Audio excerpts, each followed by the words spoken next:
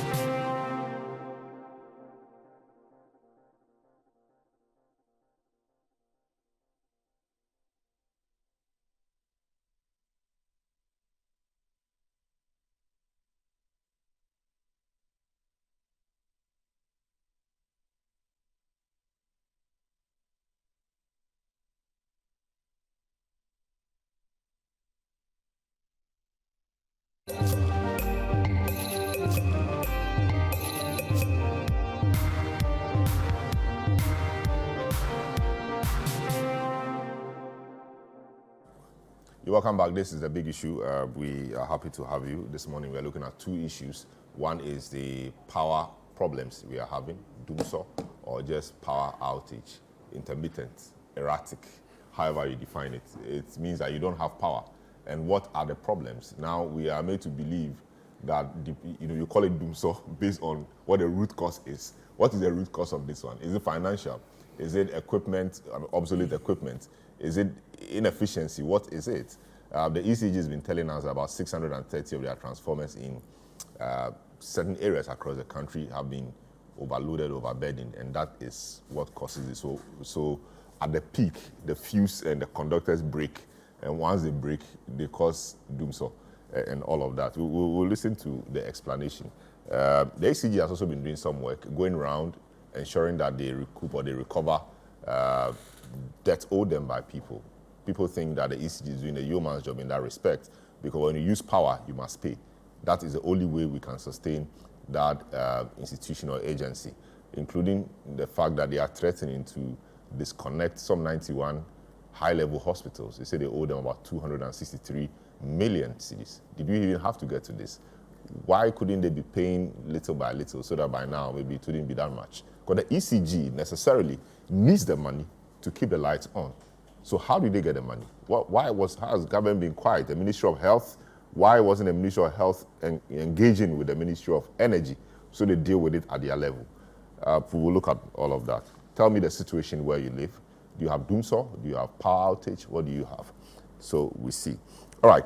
Now, Ghana's power crisis in the last few months has been biting in many parts of the country, with citizens pouring out their frustration each day of darkness. There has been a request for a load-shedding timetable to help Ghanaians plan their daily lives, but the Electricity Company of Ghana insists there is no Dumsor and therefore no need for a timetable. The independent power producers in Ghana have threatened several times to shut down over a 2.3 billion cedi debt owed them. Government paid 2 months of the total debt in August 2023, which in many respects could be described as insignificant. Fast forward to 2024, there are rampant and unannounced daily power cuts, especially between 7 p.m. and 11 p.m. Some Ghanaians have been expressing their opinion on the issue. When it comes to the lighting system, in the sense that sometimes, yesterday, for instance, the whole day there was no light here. We have to sit here idle till the end of the day. So that is lose of business, lose of what. There are sometimes that customers will bring their works. Because there are no lights, they have to take the work away. So the little that we have to earn, we will lose them. When you want to purchase a generator, it involves money, okay? And when you buy the generator, you have to still buy fuel. That is another cost, you understand? So our main source is the electricity. How has business been for you the past few weeks? It's normal, but of late we've been having lighthouse crisis. Since when? For about 3 weeks now. It started 3 weeks ago. Yes. So can you explain to me how it works? Okay, it mostly goes off without we don't get any notice. It just goes off. Sometimes whilst you are working, and then sometimes by the time you come from the house to work, it will be off. And then most of the time it stays off throughout the day. And then within the week too, they mostly give is we come to work for 5 days, we can have 3 days light out. So that's all. So within a week, 3 days off. I mean, how are you surviving then? It's just affecting business. So we stay, we come and then we sleep and then go home without doing anything. Wait for the next day.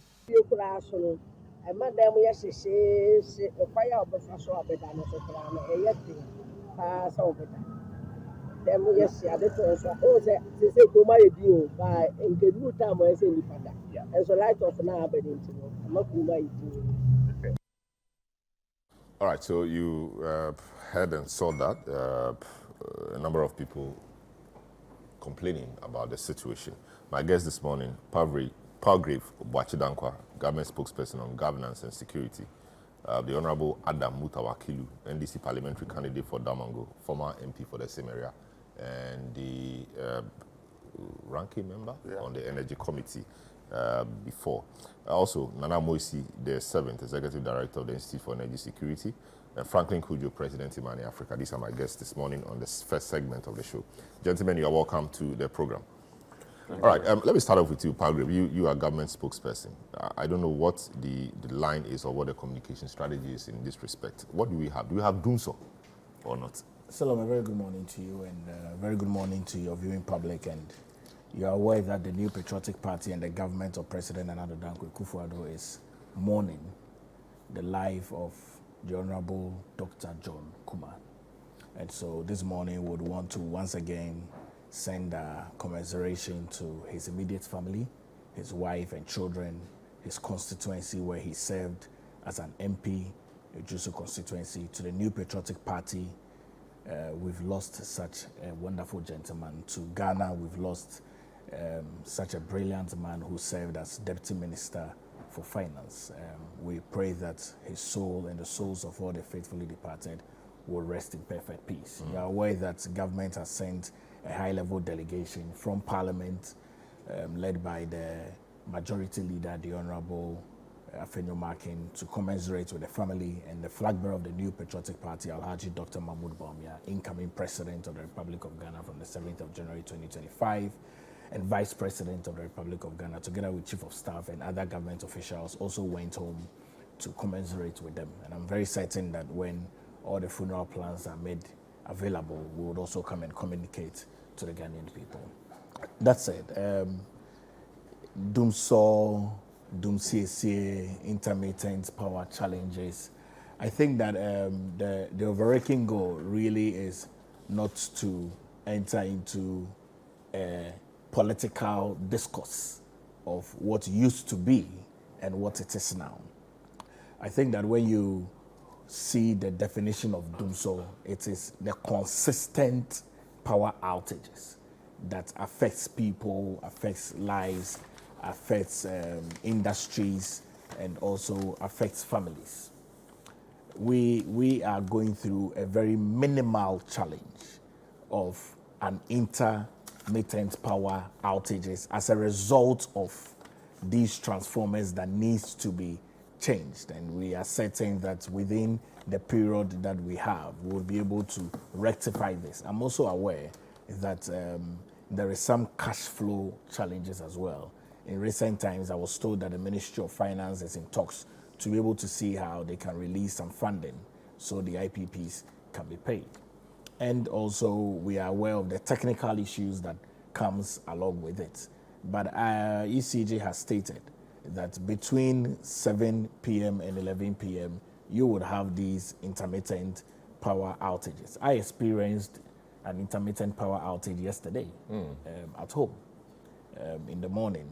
I think that it was out for maybe about 2-3 hours and then it came back. But we would ask the Ghanaian people to exercise a lot more restraint because government is seeking to address these issues of cash flow, which the Ministry of Finance is looking at, of the transformers which we are changing gradually, and also to state Salom that you know how Ghana has grown and how the urban community has developed. It's not as it used to be, and so there's a lot more people who live in certain suburbs who depend on a certain level of voltage and usage of power. If the people increase, then it causes these transformers to trip off. We are certain that in a very short time, we should be able to restore these 630 transformers and also encourage the Ghanaian people to pay their utility bills. If you use power, it's important that you pay for the power that you use. If you don't want to pay for the power that you use, the ECG will come after you. And I hear the hospitals that ECG is wanting to cut off their power is for the administration block. It's very different from the normal operationalization of the hospitals, like the surgical, the theaters, the emergency, the x-rays. All of that is going to work continually. It's just the administration blocks that ECG is wanting to tackle the 90 hospitals. But I don't think we should get there. We should encourage people to pay their utility bills. We should encourage people to stop illegal connection of electricity. And we should also ensure that there is ease of acquisition of meters, and so that it doesn't cause people to do illegal connection because it's against the laws. But these are very difficult times for government. It's an election year. We don't want any political party to capitalize upon it and reintroduce words that reminds Ghanaian people of their plight, of how the words that will remind Ghanaians Yes, I or mean, the output or the words that will situation on the remind ground. is words that will remind the Ghanaian No, people. but if you feel it, he who feels it knows it. So if No, I feel it, no, but- you may call it whatever name. No, but you know, Or maybe Salom, you want your own name. no, but Salom, you see, if people have experienced consistent power outage, But you see, I wonder why you are going on this tangent, because this is just the beginning. Yes, Of yes, course, the Dumsor of old we knew, 12 It's hours, very 24 different. hours. Yes. Did not begin with 12 hours, 24 hours. It began this way. But in this case, there's a certain, lack of admission of what the problem is. You just said that, financial, so cash flow issues. This is the first time I'm hearing that the problem could be financial. So it means that we are making progress and we are getting to the point of admission. The NDC in their days also said things like that it wasn't financial. It was a Jaco and Co when they came and they said it was financial, and so they would deal with it. But NDC had said they had solved the issue. So I wonder why you, instead of remaining on a certain tangent, you are getting into, because I don't need to be told it is Dumsor, but once I feel it, the consequences of it I feel, whether it is Dumsor or whatever you call it. But let me bring in the Honorable Adamu Tawakilu, who has worked so hard in this sector as well. Honorable, what do you think is what's your assessment of the problem? What is the root of the problem? What do you think the problem is? Yeah, thank you very much, and good morning to our cherished viewers and listeners, and more especially to the people of Damango constituency. And good morning to our visionary leader, His Excellency John Dramani Mahama, the incoming president, come 7th So there are two January incoming presidents. 2020. He has dealt with Bam. Yeah, Let me find, my brother defined Dumsor as consistent power outages. Let me put it in proper perspective. Dumsor arises from generational shortage. Generational shortage. You are not able to produce enough to meet the demand of the people. And this shortage can arise because you don't have the plant to generate the power, or the plants are there, but you don't have the fuel needed to generate the power that the people need. That is simple and short, Dumsor. And if they indicated transformers. Let me tackle that one and I'll come to the details. Transformers and unplanned. My transformer is perfect. It has no problem. But I guess 6 hours. Dumsor. Your place as in where? Damango? Or No, here. Yeah, okay. Yesterday, my neighbors, they have lights off. Meanwhile, the transformer has no problem. The transformer is good. Maybe When it's we have a problem with our transformer, we quickly call ECG. And then they come to attend to it. So overloading. So the transformer may not have an issue, but it's been overloaded. So sometimes it will. That is where it will trip, Yes. and therefore it is easily identified. And ECG, you don't even need to call the central. You just call the nearby. They will come and assess it and fix it. So it is not the first time. It has been going off. And it's normal that sometime overload can come. It can be obsolete, and then you replace. But where there is a generational issue, then the system administrator publish what we call the dispatch schedule. And how do you come by the dispatch schedule? The evening of every day, they ask the various plants what amount of megawatts they can generate. So they will declare, oh, we can generate this. So they use it to plan for the next day. And they will always publish the dispatch schedule. And let me take you through, then we'll know where the power problem is coming from. On the 11th of March, off-peak period, that is where we don't consume much power. The capacity that they have was 2,856 megawatts. 2,856 megawatts. Yes. But the demand is expected to be 3,200, about 3,200 megawatts. So even before the next day, they declared a load Dumsor of 150 megawatts. These are plantings. It's not unplanned. And peak period, that is where we have all About who... 250 actually, because the demand was 3,200. Yes. And but what was available was 2,856. yes. If some people, some plants will come on stream, they can adjust. Then this is the same peak period. Capacity 3,052 megawatts. Peak demand 3,543. And on their own, they declared shortfall of 450 megawatts. I'm just reading what they have put. So which was the source for this? This is Gridco. Gridco, Gridco Life. And they went further. They have a spreadsheet that will indicate how much each plant will produce. When you come to 12, shortfall of 210 during off-peak, and then 600 during peak shedding. You come to 14th,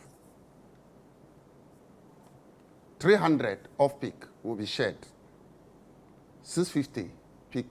So if you look at the difference, it should tell you what we should have. Yesterday, they massaged the figures. Oh. Yes. Why do you say they massage the figures? You see, when you put in the capacity and the demand, just like you did, you should be able to tell. But yesterday, they massaged, even though there is a shortfall per their data, off-peak 2,837 megawatts. But the demand, that's the capacity, but the demand is 3,170. However, they said there is no load shedding. Just my neighbor yesterday, the whole night, they have no lights. They have no light. And these are declarations of the various plants. You see, AXA is supposed to generate about 360 megawatts. Currently, they are generating about 16 megawatts. 16 megawatts? Yeah, no fuel. You have no fuel? Yes. KTPP, generating zero until yesterday, they got small fuel for them to generate. So do you know how much they generated yesterday? Do you have that figure?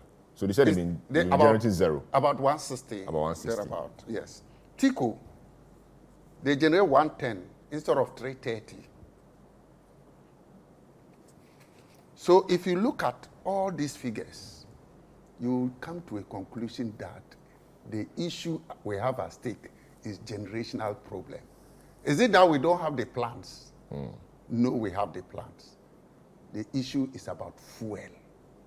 We don't have fuel to power the plant. And that tells you the visionless of Nanado Bawumia government.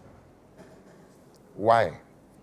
When we had Dumsor, during His Excellency President Mahama regime, he put certain structures in place to ensure that we never encounter Dumsor. One, generation. He made sure that we have enough plant. When you say generation to the uninitiated, what do you mean by generation? That means that bringing on board new plants like Car Power, Ameri, Amandi, so that we have enough capacity to produce electricity. Two is fuel.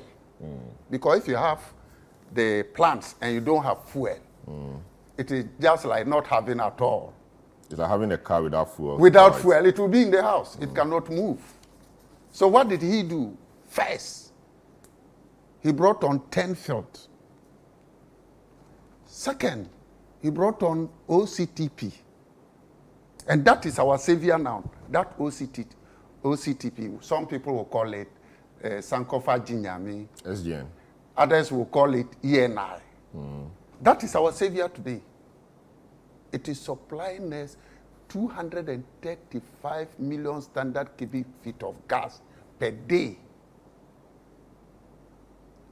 Atuabo supplies about 90 million standard cubic feet of gas per day.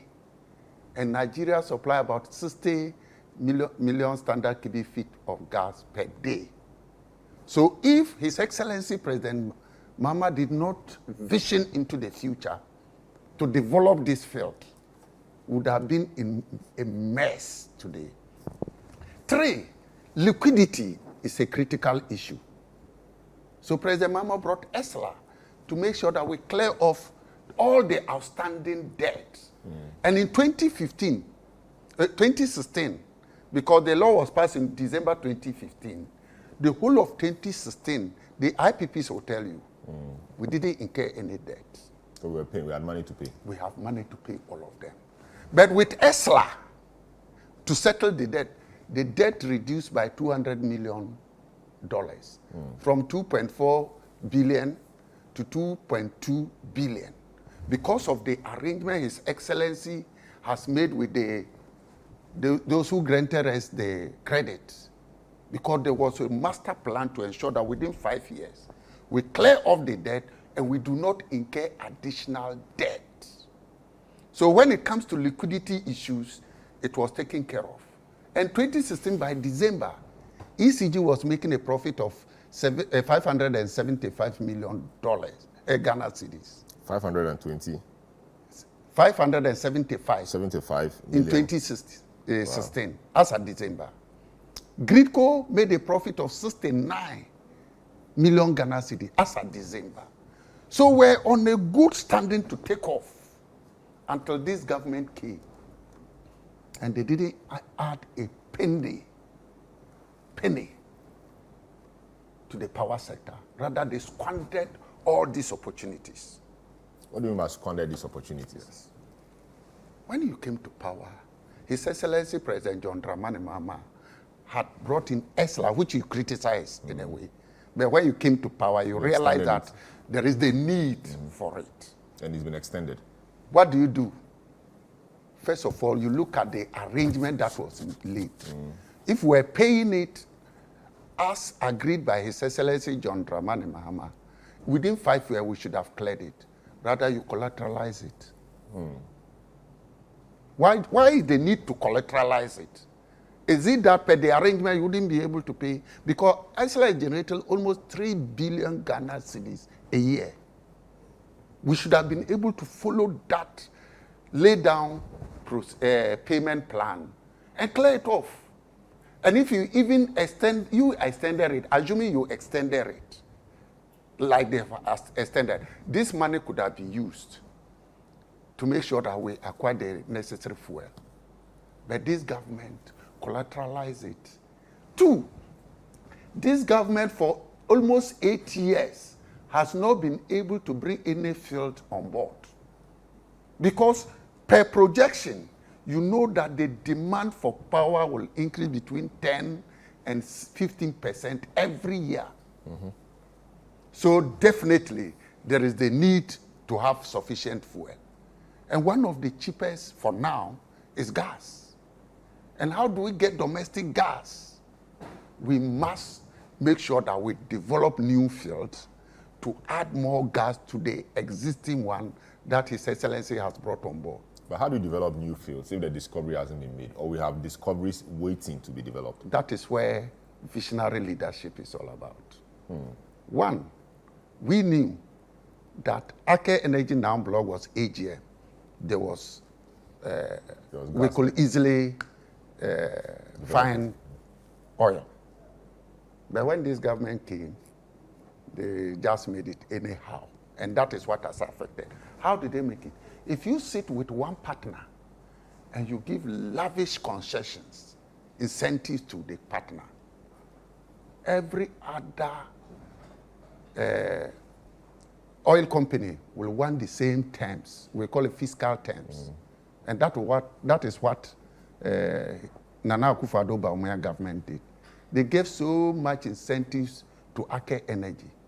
And as a result, any other company that is coming to Ghana want the same terms. And they are not willing to do it. And you saw they signed only one agreement. That is ExxonMobil. And they left.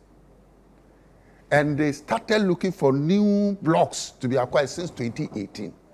To date, they haven't had one. That is how clueless this government is.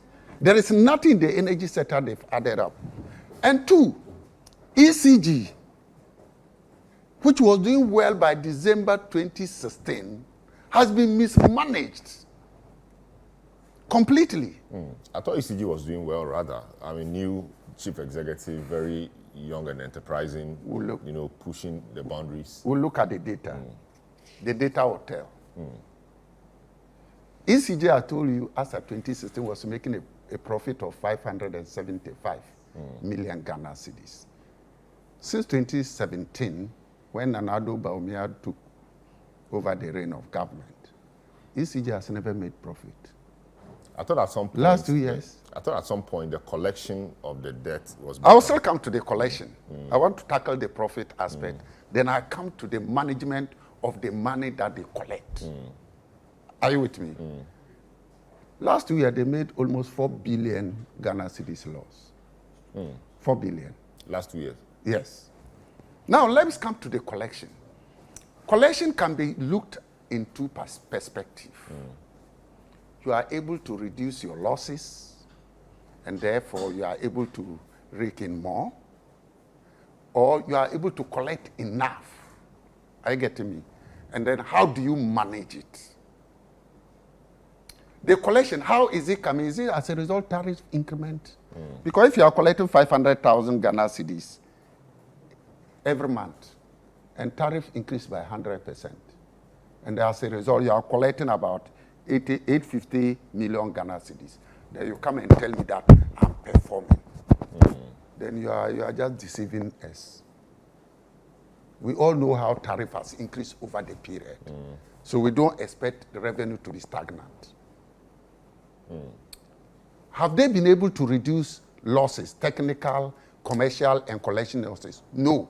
We hear it's around 30-34%. Yes. And it's been so for a long Do you know the percentage as at December 2016? No. It was 23%. 23% as in the losses. The losses, both technical and commercial. And there were efforts. And what is it today? It's over 30. It's about 30. Let me say roughly 30%. That tells you that for every 100 million Ghana cedis power supplied, even before they start selling and collecting, 30 million is gone. 30 million is gone. So they are able to collect only 70 million. This is clear inefficiency. This is clear inefficiency. But can they ever reach a place where we have 100% efficiency? Now let me now come to this. You see, when we say you are doing collection, PURC has what we call allowable losses. So I'll say for your technical losses, 10%. Commercial losses, say 5%. That is 15%. These losses is factored into our tariff for us to pay. So we even pay for these losses? That percentage that is allowed by PURC. So any percentage beyond it become cost. Do you get my point? So I say, okay, I want you to incur technical losses of 10%. Commercial losses 5%. So that means what? 15%. So in doing the tariff, this 15% is factored into the tariff for us to pay. Because that is what PURC has agreed. So anything that goes beyond the 15% becomes cost. It becomes cost.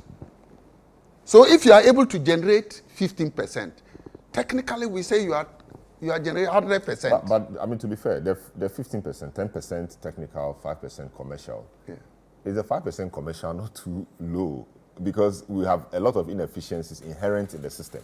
So for example, government institutions that are not paying, hospitals, educational institutions not paying, and all of these issues about illegal connection. Of course, ECG should deal with that. But these are legacy problems. That is management. Yeah, but it's been there. And you don't just get up one day and solve them. It requires institutional reform, which will not take one day. But that is where So shouldn't PURC increase the losses for commercial? That means encouraging them to be lazy. No, but it's facing a fact too. No, but we reduce it in 2016. His Excellency reduced it to 23. Both technical and commercial. That means that we were gearing towards getting a percentage that is acceptable. In that case, ECG will be collecting 100%. Because the 15% has been allowed and therefore billed to customers. So for example, do you blame ECG for Parliament, for example, owing? I mean, maybe Parliament we can excuse Parliament because they should pay. Maybe schools, Accra Academy recently was cut off. Hospitals, government provides subvention to schools and hospitals. The subvention doesn't come. How would they pay? So do you blame ECG for government's inability to subvent them? So if, for example, I owe you, am I okay? And I'm a child to another somebody who is your father. Can't you put measures to get your money? But the contract is with you. No, can't you? You are an institution. Take the necessary action to recoup your money. So the necessary action is to cut them off. That's what they are doing now. And are they not making attempts to pay? I'm They should okay. they should have done this long ago. They should have done it long ago.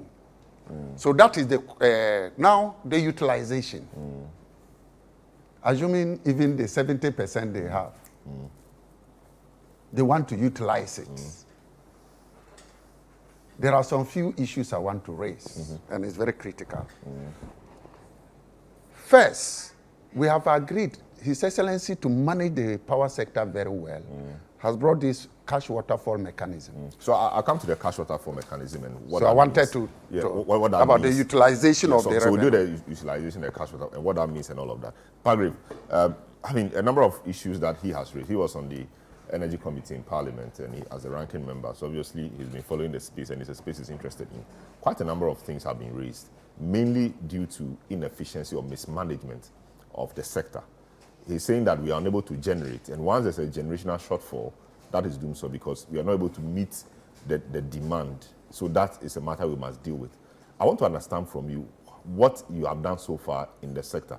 What investments have we made in the sector to ensure that we're able to up the generation so that we will not have shortfalls as we are beginning to have?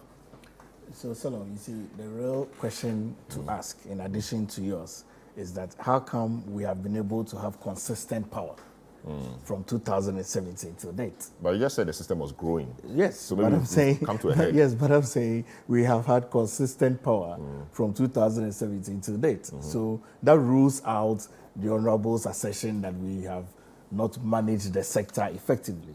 But the shortfalls he talked about, you know, the demand, etc., given the number of days in the past, do you dispute that? He said that data is from Gridco. Oh, I know. I mean, you can't argue with data. I mean, I don't know. So there's a generational shortfall. Yes, there's a generational shortfall, but you can't argue with data. But also I'm trying to say that if you look at what we have been able to do from 2017, 2018, 2019, even during the pandemic, what we've been able to do, kept the lights on consistently. I mean, you cannot say that we have not managed the sector effectively. So so once that is agreed upon, then we can continue the conversation what the challenges are now. Because we've managed the sector effectively, we have had to even ensure that we continually pay. You recall in recent times when the budget allocations were made, we were told that every single year we have to be paying some amount of money to make sure that we keep the lights on, because a certain level of negotiations were not done well, and we had to renegotiate to ensure that we are keeping the lights on consistently. What we are saying today is that there are transformer issues that we are looking at. There are people that are not paying their utilities, which we must encourage them to pay their utilities. There are cash flow issues, I mean, which we can't deny. I mean, obviously, data and cash flow, you can't run away from it.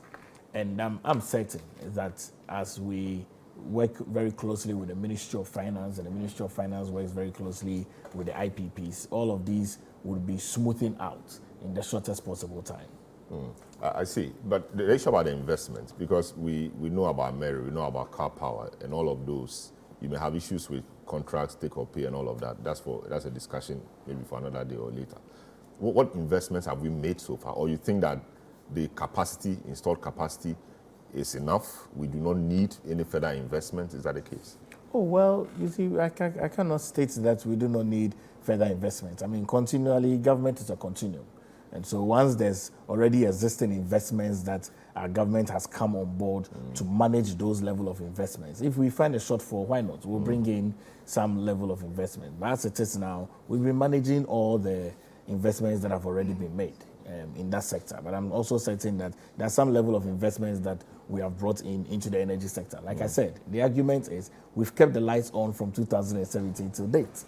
And so definitely we have been able to manage that sector very well. We're just having these perennial challenges, which is, I'm very certain that the energy experts who are around the table will tell us that within the shortest possible time, we should be able to solve these issues. You said you've kept the lights on from 2017 till now. That may be true. In the case of the previous Dumsor we had, they were also able to keep the power on from 2009 to the 2013, 2014, when the real problem began. So this could be the beginning of a very bad situation we are seeing. I don't think so. I don't think that this is the beginning of a very bad situation. Nana Mwesi earlier on this week stated that there's a likelihood that we would have. Nana Mwesi is here. He yes, hasn't spoken no, yet. No, but I mean, we've had conversations this week. You know that if we don't manage the situations very well, the next government of Alhaji Dr. Mahmoud Bawumia is going to face challenges. Oh, he said as well. He didn't mention that. Okay. You know, I'm putting the Yeah, putting the person in there. That's good. No, All right. but really to state that yes, we've made a lot of progress and a lot of investment into the energy sector, and we can't take the shine away from anyone. That government is a continuum. The NDC has had their part to invest into the energy sector. Our government has also had a part to invest into the energy sector, and I'm certain that this is not going to prolong as other people are so desiring that this prolongs. This would come to an end very soon. I see. You mentioned Nana Mwesi. Let me bring him into the discussion. Nana Mwesi, the 7th, Executive Director of the Institute of Energy Security. Welcome to the program. I know it's been one of the busiest times for you because when energy matters come up, you guys are quite busy.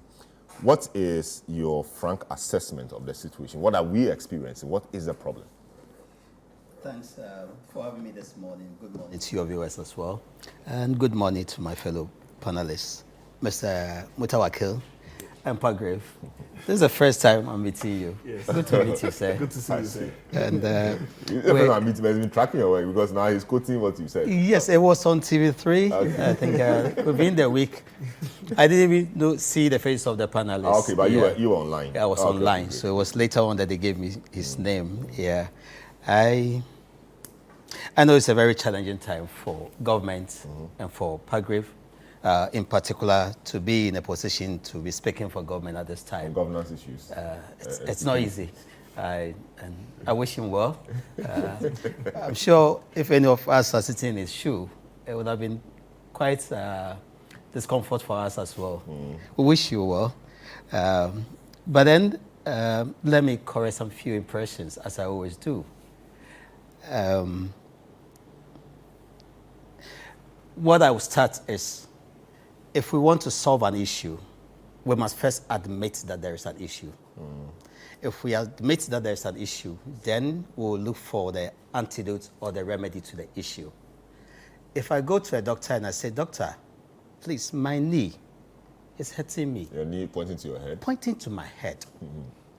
I'm sure the doctor will look at me and say, okay, maybe he thinks this is called a knee and will give me something to address this when I am feeling the pain here.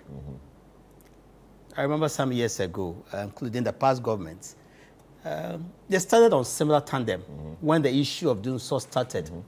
They were not forthright with Ghanaians. So it's a pipeline issue and the needs, and at a point, they have to swallow everything and their pride and admit that there is Dumsor. I think that history should guide us. And so we don't expect that Pagrave and his government and our own government we have today will take that tandem, but will come straight to the people and say, look, this is the challenge I have. Salom, we have enough of an installed capacity as a country, to the point where we call part of it as excess capacity. When we look at today, the installed capacity as against, let's say, installed capacity about 5,400 megawatts. The dependable capacity, because no machine is 100% efficient, but the dependable is at least 4,750 megawatts. Our peak demand, system peak demand, both for export and for our own domestic consumption, is 3,650 thereabouts. If you look at the difference between the dependable and the peak demand, a comfortable 1,000 megawatts sits. This 1,000 megawatts represent close to 19% of reserve margin, 1% above the national required reserve margin. And so it means that we are in a very comfortable position as a country. Should any of the plants go down, these plants we're talking about, I'm sure, let's say even at Sogli, 550 megawatts goes down. We have enough to keep us afloat at peak hours. Yes. I'm using the peak time. Why are we so struggling as a country?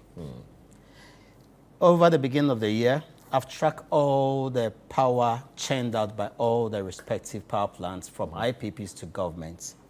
They've never been able, from the beginning of the year, to churn out something in excess of 3,300 megawatts. From the beginning of the year.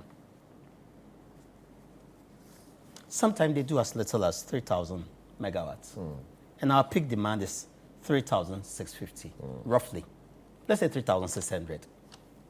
It means that there is a shortfall. The load that you and I require is our 3,600. Governments or the plants are churning out 1,100. It means that our demand is in excess of what they can generate. Yes. So the load you and I put on the system is more. If they don't shed part of this load, the system can collapse. So shedding means rationing. Ration, or taking managing the load. some of our load off. So it could be that today's Palgrave will lose some load. Tomorrow, Mr. Wakil will lose. I may lose. You also may lose. Yesterday, from 7 to 11 p.m., boom. It doesn't usually happen within the Coen Enclave. Yes. When we're experiencing Dumsor in 2016, 2015, it's a place to say, who goes on? We might experience Dumsor maybe once in a month. Because the plants are there. Today, consistently, every time you have to see Dumsor in boom. So we slept in the dark because some load had to be shared to save the situation that we have. So why are the plants not working? Yes, some are under maintenance, which are plant maintenance. Some are undergoing corrective maintenance. Some don't have fuel. So they have to shut them down. They can't dispatch them. And I'll come to that. Many of them that are under maintenance are for corrective purposes. Which means for corrective purposes will mean what? There's a fault with the machine. Okay. Or the machine is not starting. But the routine maintenance, which is that one... They are struggling to do routine maintenance. That's why they may be forced at a point to do corrective maintenance. But when you are doing a plant maintenance, we know we have 11 plants. Let's say we have 11. PRC knows that. The system, controller, grid code knows that. They all plan and say that, yes, you will do your maintenance, plant maintenance, but you can do yours in June. You can also do yours. They plan in such a way that even when some people are doing plant maintenance, it should not affect the general. at all. I'll give you some data when you take your commercial break. I'll look at it well and share with you. Because there are some plants that from the beginning of the year till now, utilization is about only 9%. The whole month, from the beginning of the year till now. Because at a point, they are not getting enough money from government or whoever to go about their maintenance, to plan well their maintenance. It have to happen this way. This is about the generation point. Let me come to the transmission. After the power has been generated or produced, somebody have to evacuate this plant in bulk to a distributor. That is GRICO. Let's go and see how much government owes GRICO. And let's ask them whether they're able to undertake all their plant maintenance. So let me just like your car. If you have to go and change your oil, change your filter, and you delay in doing that because of financial constraints, at a point your car will shut down. So today, if you are not careful, a little bed purchased on a cable, it can disrupt a whole system because the system is not maintained and reinforced. It must be robust. Let's come to the distribution, ECG itself. It's not having enough. Even though PRC can publish that, okay, they were supposed to put this amount of money in the cash waterfall system, and it didn't reflect as such. Where is the money? They didn't suffer their own challenge. They're not able to retool their system and maintain it well. And so beyond the installed capacity adequacy, you must ensure that you have a transmission grid, a distribution grid that is robust enough to evacuate the power.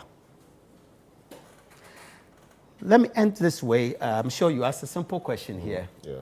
ECG and NETCO sit at the tail end of the value chain. Somebody supplies the fuel, somebody transmits the fuel, could be WAPCO, somebody produces the power, somebody transmits, and somebody distributes. That's somebody that distributes. A bulk of the distribution is done by ECG. Part is done by NETCO. Okay. In all these chains, there are costs incurred. ECG has to collect the money as dictated by the tariff sets. And that revenue must go into a system we call the cash flow waterfall system. So that each player's or utility's contribution and cost is dealt with in that proportion. What ECG collects today is not enough to cover the cost incurred. For the IPPs in particular, they are getting only about 30% of the money each month, what they incur, only 30%. The 70% is sitting quietly somewhere, waiting for somebody to pay tomorrow. It could be you and I. And so if ECG doesn't cover all this or doesn't collect enough to pay itself its contribution and cost and maintain a system, we'll come one day and we hear that 630 transformers are overloaded overnight. Then transmission also comes in. They will suffer. The person even supplying the fuel will tell you that you have to pay me because I'm not getting enough. So at a point, the gas supply from Nigeria will be squeezed. We owe them. Paragraph know that. Good. The transmitter, WAPCO, of natural gas, from let's say the western corridor to the eastern corridor, we owe WAPCO. And look at how they disciplined us last year. On 2 occasions, they shut their valve. They won't let the gas flow until government pays them. That restriction hurts the power plant. They cannot run. Then the power plant themselves, once in a while, we get threats from them as well. It's not the first time. And they are not able to maintain all their plans on time. And so at a point, they cannot dispatch. Let me come to the last point, fuel supply from Nigeria. From the beginning of this year until last week, Asogli had not been able to produce more than 530 megawatts until last week. They were doing under 250 megawatts because they rely mostly on Nigeria gas. By proximity to them, they take it in bulk. And they were running only phase 2. Phase 1 was down, 250 megawatts was down, all this while. And so the issues we have today is about cash flow, like Paragraph is admitting today.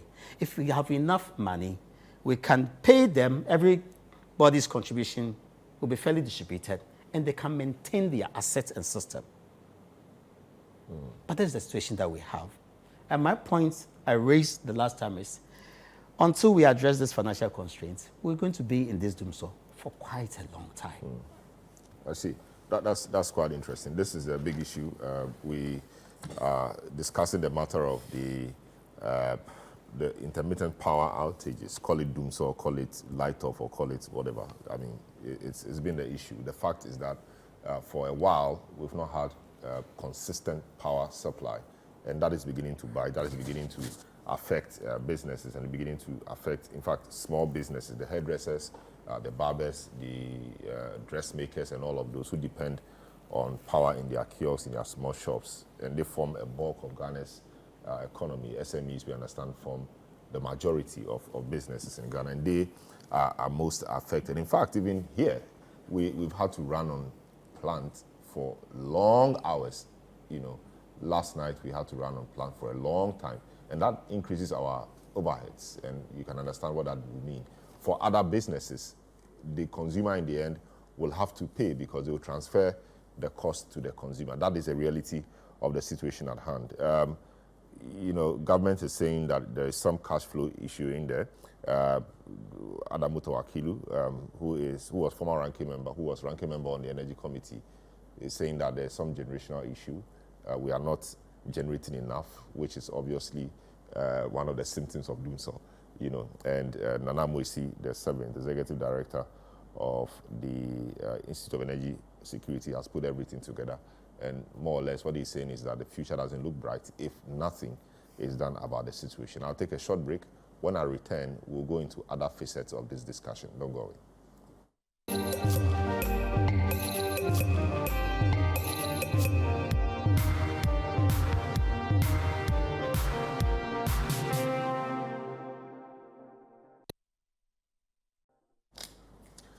You're welcome back. This is the big issue. We are live on 97.3 Citi FM. We are live on Citi TV and on our socials. We are looking at two key issues today. The first one we're dealing with is a matter of the Dumsor. Is Dumsor back? What are the real issues? Where do you live? What has been your story? We want to hear your story. Do you have power as we speak? How are you even listening or watching me? Are you using your phone? Does your phone have enough battery power? How are you listening? I mean, are you using a generator? Are you using a plant? Are you listening in a car? How are you listening? You need power. You see how important power is, you know. But we've been having a discussion, and my panelists have been trying to isolate the issues and deal with them. Government is saying that, yes, there's some financial or cash flow problems, but a lot of progress has been made from 2017 till now. The lights have been on, and that is very positive, government says. But the NDC, Mutawakilu, who was very popular in the 2017-2020 era on matters like this, says that we have a generational problem, meaning that we do not generate enough power. Once we do not generate enough power, ECG and NEDCO will not have enough power to distribute. So it will mean that today you have, tomorrow you don't have, because we don't have enough to go around. And he thinks that enough investment is not being made in the area since the NDC left power. Since the MPP came and NDC left power. Palgrave, who is MPP government spokesperson, thinks otherwise. Nana Moisi has put the matters in context for us. But really, let's do it this way. Honorable Mutawakilu, help us. We say fuel. The plants need fuel. How much fuel would they need to generate power? So if you say fuel, what does it mean? If you use the car analogy, maybe I go to the filling station, I fill my tank, and I have power to run. In the case of the power plants, you know, how much or what's the kind of fuel they need? Yes. And while dealing with it, is it that the hydro we have, Akosombo and Bui, are just so inadequate, or they are not operating at the optimal level? Thank you very much. So let me, first of all, it's good my padre could not mention one investment.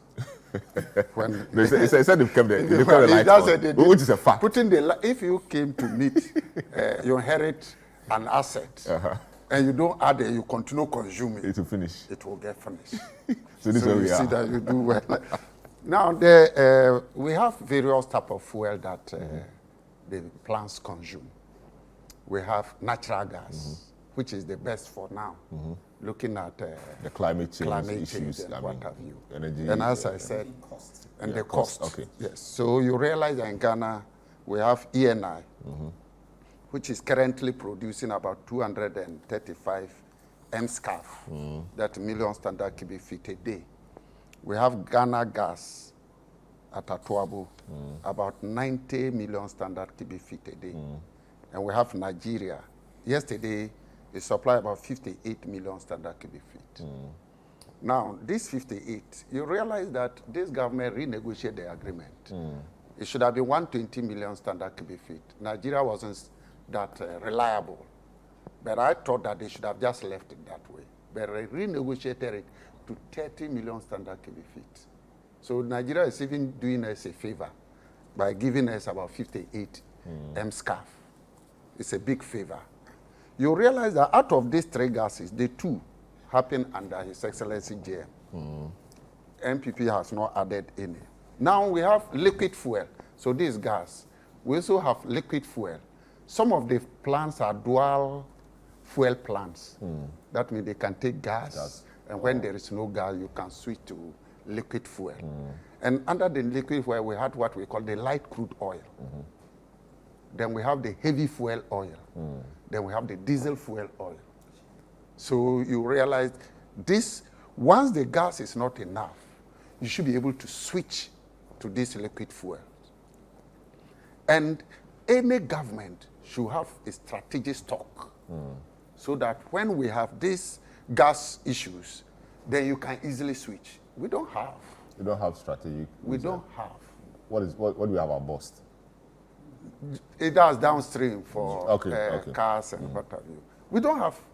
So that government should have bought enough of this fuel down so that when we have problem with gas, then we easily switch.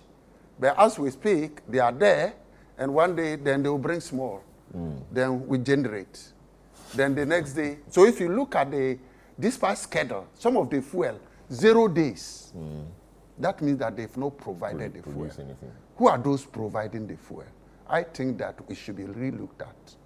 It seems one company just dominated the whole fuel supply to the power plant, and that is Stratcom, Bomti's company, His Excellency Nanado's brother. Is that a fact? Is that a fact you know? Is that a fact you know? We I'm don't saying know. dominating. Okay. That doesn't mean there are no other. Supply, okay. So he's a supplier, that we know. Yes. Is that a fact? Yes, that is a fact. And that should be looked at critically. So currently, we don't have enough fuel to power the plants. That's why AXA is providing 16 megawatts instead of 360 megawatts. Because no fuel. Then you also spoke about hydro. As at yesterday, VRA is generating 960 megawatts of power. Akosombo, sorry. Akosombo. 960 megawatts of power. Sure. Out of 1,020. Yeah, 1,020 megawatts. But so that's good That's enough. the installed capacity. Yeah, so that's good That enough. is 6 turbines. Yeah, running. Oh, yes, Oh. yesterday they ran. Yeah, but if you produce 160 per each turbine. 960 out of 1,020, that's good, right? That's Yeah, 95% that's 95%, utilization. yeah. So that's good. So we have to also be careful that we don't finish the water. Yes, we have to. I am checking something. You go ahead. So We'll we are come to that. they are Sure. producing 160 megawatts per each unit. So that's about 95% utilization. We have POM. It's 140 megawatts per day yesterday, as at yesterday, out of 160, which That's is also- about 87. That's also high. Yes. Then we have the off-peak and then the peak period. Off-peak is about 103 megawatts. And then peak period is about 203 megawatts. There's an additional 100 megawatts. So you have all these figures in your head just from yesterday. I see. So BUI is producing now off peak 103, and then peak period 203. 203, yes. And what is the capacity? It's 400 megawatts. 400 megawatts. Yeah, 400. Okay. Yes. I see. So this will have to complement what the IPPs are to be producing, Yes. and the IPPs need Fuel to produce. and the fuel you there's say they are no not getting. fuel. That is the So main that is the reason why we have a generational problem. Yes. And So also the fact that new investment hasn't come into the area, to increase the fuel. the fuel. I was thinking by now we should have new fields coming on stream. Probably more gas will be added and we'll be able. So talk to me about Etuabu. When Etuabu was being built, we were told that Etuabu will produce natural gas for our plants. Yes. Etuabu is delivering, is performing. Yes. But why is it that we're still having shortfalls in the fuel we need? And Etuabu we say is Ghanaian, so it will be cheaper. Yeah, because that is why I indicated that 2016 that was okay, but demand continuously increased between 10 and 15% every year. Over time, you still need to add more. And that is why we should have planned that by this time, demand would have grown to this point, to the point that Otuabo gas, ENI, and Nigerian gas cannot be enough to let us continuously get reliable power. And therefore, there is the need for investment, which Bawumia Nanado government has not done for the past 7 years. I see. And they rant. Meanwhile, you inherited good assets, both plants and fuel. I'm sure they will say. And when we say they'll have- generational they'll have problem- things to say about that. The generational problem, I told you, is come from 2 points. Yes. There can be fuel, but the plants might not be there. Yes. That is generational. The In plants this case, the plants could be there, but then there's no fuel. It's also and the plants may generational. not be there, So in this case, we have the plants. yeah, but we don't have the fuel. We don't have. Those days, we didn't have enough plants. And that is why His Excellency GM brought in car power, brought in America. Even though the argument is that the conditions or the terms for those were not very good. What is the meaning of not very good? No, because the terms were not favorable to Ghana. And in fact, the finance ministry has said many times that the problems we are having is because of those contracts you signed. I don't think so. I think that situation demands. Those days we had Dumsor. And anywhere in the world where you are desperate, people might, your bargaining power might not be that good. But in any case, there are not issues that you should say it was too expensive. No. Irrespective of all this, in 2016, we managed to pay all the IPPs. No, but yes, you could manage to pay, but over time, it will be difficult to pay. I don't think so. I think that it's an opportunity for us that if we have enough, we supply power to Burkina Faso. Do you know how long it takes to able to get the 331 kV? Gridco was using its old financial position to source funding from Alain Francais, about $171 million. When this government came, Gridco financial position worsened, and they couldn't take advantage of that. Now government has to come with a guarantee in 2018. They didn't need the guarantee. Why did the financial position reduce? Because as at 2016, I told you Gridco made a profit of 69 million Ghana cedis. So if you look at the financial ratios, looking good, any investor will be willing to give you money because your financial position is good. From 2017, they started making losses. So release of funds became a problem because Alain Francais, development, they didn't believe that Gridco would be able to repay the loan. And therefore, there was it truncated for a while until government came with what we call government guarantee before they were able to complete it. All other things being equal, we should have been exporting more. There are several organizations, if you take something like Valco, that we could sell the power is to. Two, as at the time we left office, rural electrification was about 80.5. And as at 2020, we hadn't gone beyond 5%. So that means that we still need to what? To extend electricity to several communities. So there are several opportunities we could have pushed this thing to. Because of reliability, we still supply enough to Benin and Togo. But we must take note. We sell it at 10 cents per kilowatt hour. Nigeria sells at 6 cents per kilowatt hour. And if the Nigerians are able to improve on their reliability, then we may lose that business. We may lose that business. Because ours is more expensive. Two, since ECG is not able to pay Gridco and VRA, they mostly depend on these other countries' revenue. You know, they provide the power direct. So they rely on that to be able to sustain themselves.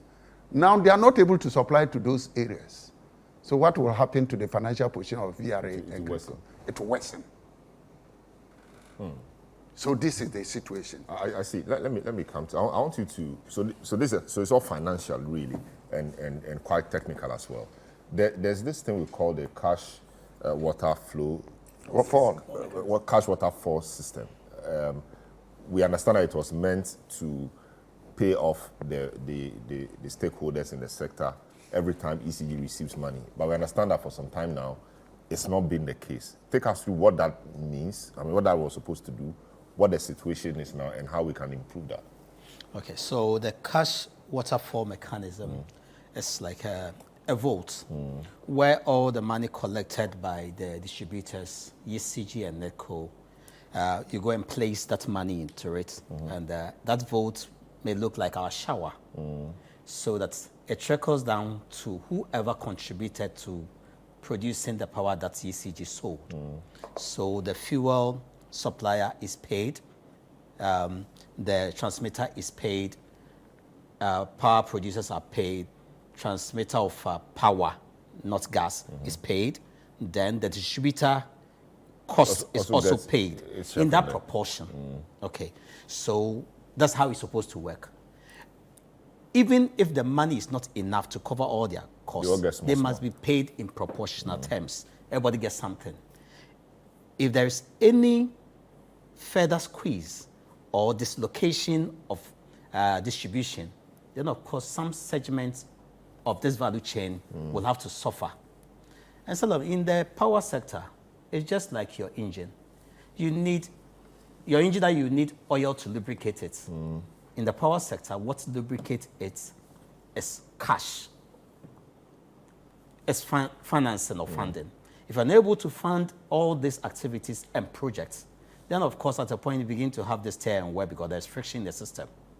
And so the cash waterfall system is supposed to address the inefficiency in distribution of the costs incurred by each player within the value chain. That is simple.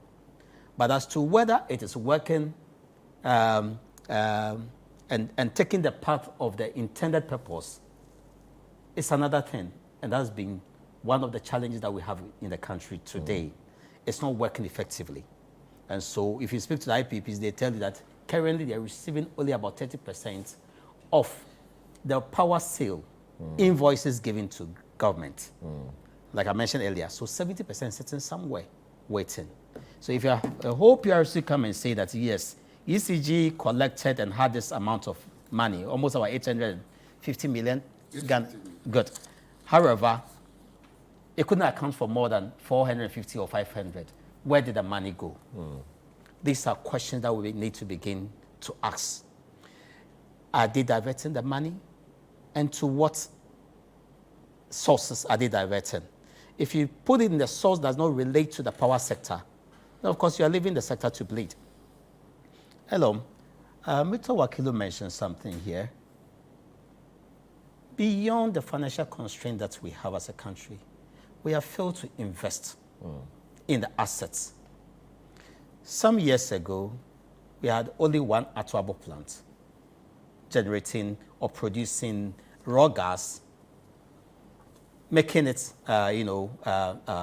putting in a better position for power consumers or generators to use. It's the same capacity they are holding today since they set up Ghana Gas. Meanwhile, the demand of natural gas is growing in the sector of power generation and into other sectors like ceramic. And so if you don't add on our natural gas processing capacity, we'll have a problem. That's why sometimes you see that, yes, they will produce offshore enough of gas, but utilization of that gas is lower because Atuabo cannot produce much. And at a point, they have to flare some of this gas. We are not even utilizing more than 55%. But I thought there was a discussion about Atuabo's phase 2. Coming. It's been on the drawing board for quite a long time. We need to look at that.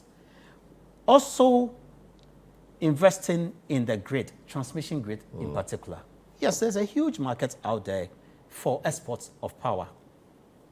How long did it take us as Ghanaians to move from 161 kilovolt lines to about 300 kilovolts like that are for exports? It took quite a long time to finish that project. Okay, so it means that some of the power will be stranded. That's why the government was shouting excess capacity, excess capacity. It's because we are not utilizing it. The investment we should have made to make use of that power, we didn't make it in time. But yes, but do you think we still have, given the shortfalls Muto Akili says we experience, do we still have the excess capacity? In fact, every plant must have excess capacity. Let me underline that one. And we call it, technical terms, we call it reserve margin. Okay. Yeah. Not less than, by PRC's own term, not less than 18%. So let's go to 2016 and look at the installed capacity. The installed capacity was about 4,400. 2016. The peak demand around that time was about 3,100. Strike the difference and see what's the reserve margin. It was around 20%. So which was So what? So 18, Why? so just 2% difference. Exactly. So the If you talk don't have about a excess buffer, capacity shouldn't have been an issue. it's not an issue. In fact, we were meant to use the export market as a cushion. Because at any point when we are struggling ourselves, then we can tell them we can't supply you. Probably you have to pay a cost for, not being able to supply you according to contract. But we'll take care of ourselves first before we take care of you. Today we are still exporting. I checked last night. We exported in excess of 200 megawatts. To Burkina Faso, yes, and Togo, Benin, and the rest. Okay, so every system must have a buffer. And so that excess capacity was reserve margin, which was in excess of 2%. We should have had 18. We're having about 21%. So there was nothing like excess capacity that we must not have use of. Elom, you have 5 cars that takes 1 passenger. You have 5 children at a point in time. And each car picks 1 to school. So every day, all of them will go to school. But remember that your car is a machine. It can break down just like human beings break down. One day when one of the machine breaks down, one of your children have to stay at home. So if you want to make sure that you meet You have a spare car. you have to have a spare car. So that becomes the excess capacity. That is it. Look at the transmission lines, Greco lines. You see about 5 lines. Not all of them are working at any point in time. Maybe 3. There are 2 spare lines. So what was the issue of excess capacity? And you see, when we cry wolf, wolf, wolf, the day the real wolf will come, nobody will come and rescue us. Today, The real wolf is we coming. need that excess capacity.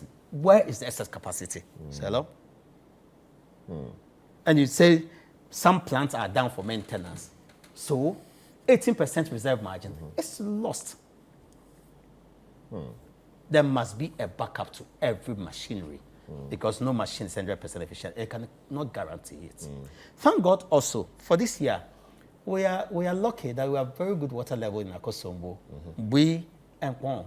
Compared to last year, this year is better like this. That's why we are not even seeing much of what we need to see. So Akosombo and Kwon are able to operate at Yes, they are very good fuel in their lake. Very good fuel level. So at least we are largely cushioned by Akosombo. Let me ask you this. So given the financial difficulties that we've had in the sector, and I don't see it ending anytime soon, it's been there and it's there.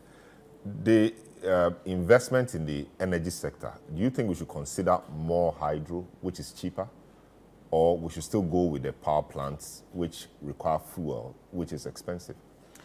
Unfortunately, the water sources that we can generate hydro from, there's a squeeze, they are limited.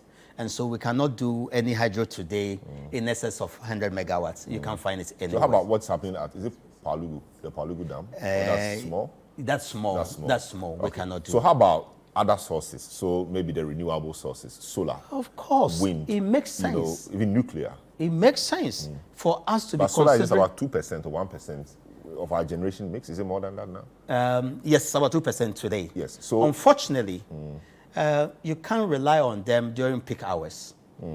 But then homes, that's when we say, yes, you can't rely on them. But homes, when we do why can't you rely on them during peak hours? Unless you have a storage. Storage, yes. So storage should come with it. Exactly, it must come with it. So if you have very good storage, then of course you can do more of the renewables by government. But you and I can choose to migrate. Okay. Because there are other players like Casapreco and other industries that rely on renewable solar. And it's doing good for them. They have storage backup. Okay. If you're not careful, one day, if the cost incurred in using the normal grid becomes too high, a lot of people will migrate to solar and potentially wind because technology is helping that domain to reduce their costs. And so their cost of electricity from renewable ends are getting lower and dropping. And almost a lot of people are beginning to look at that. Government must also consider investing in that one as well. It may help us. But there is nothing wrong with the thermal, Selom. Because it's nothing wrong with the it's thermal. capital intensive. I mean, almost every day we have to pay huge sums of money for fuel, for all of that, which we are unable to. And natural gas is cheaper. Thank God we have migrated from the liquid fuels quite a long time. So we should make sure that we are utilizing our domestic natural gas. We need an extra Ghana gas to process more of our own domestic gas.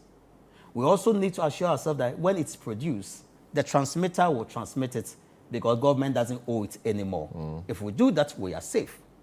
And like Muta Wakili mentioned, you also have to have a backup for your fuel supply as well. Even though gas is cheaper, most of the plants are multiple fuel. Some can use natural gas, the same plant can use heavy fuel oil, can use light crude oil at the same time. And so we must have a bit of all this fuel on standby. So that in case of any, even, let me say, force majeure, an act of God, that the pipeline cannot come, at least they have it on standby to use. But money wahala, it's difficult to buy this fuel and put them in stock today. I see. At a time like this, I can understand governments. I see. Pagrave, quite a lot has been said. What are the plans, as far as you know, in dealing with these financial issues? I mean, investments and all of that. We need money to power the plants. We need money to pay the IPPs and all of that. So they operate at good levels so we can have power. The shortfall will have to be catered for. What was the plan generally? And of course, you may want to respond to other things that you've heard them say. You know, Salom, these are technical aspects. And so there's not much I would respond to. But to be able to say that the cash waterfall system, you know that Alhaji Dr. Mahmoud Bawumia had been on a strong digital drive. And so we established the ECG app.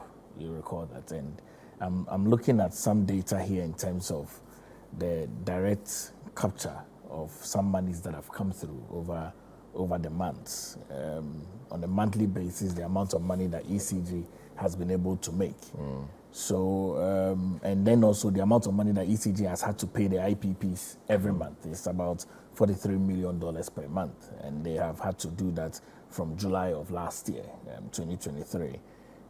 All throughout, I think ECG made about, in August 2023, ECG made about $1 billion Ghana cedis, and they paid the IPPs their required amount of money. In September, ECG made about 852,000. So they paid them through what? Through a cash, the cash waterfall. Yes, like Nana was explaining. In October, ECG made about 701 million Ghana cedis, and they paid the $43 million. In November, ECG made about $1 billion revenue and paid the IPPs $43 million.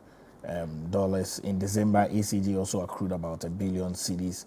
And I think that ECD didn't pay the IPPs as at January 2024, even after making a revenue of about 820 million Ghana cedis. Why do you know why? I don't know why. I don't know why.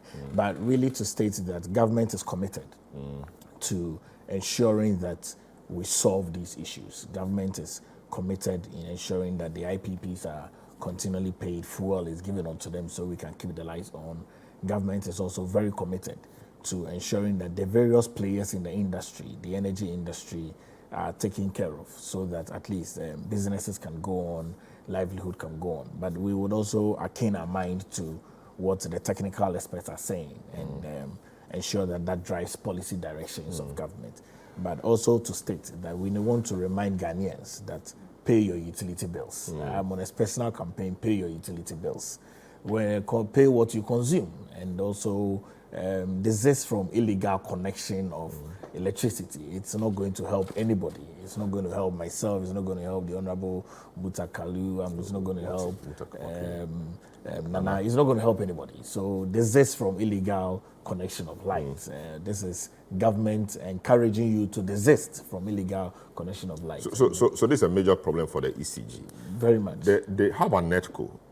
It's NETCO, because ECG says about 630 of their transformers, at various parts of the country have issues. And that is what is accounting for the situation we have. Is it the same situation with NETCO? Because people in the northern part of the country also complain of the same problems that we are facing down south here.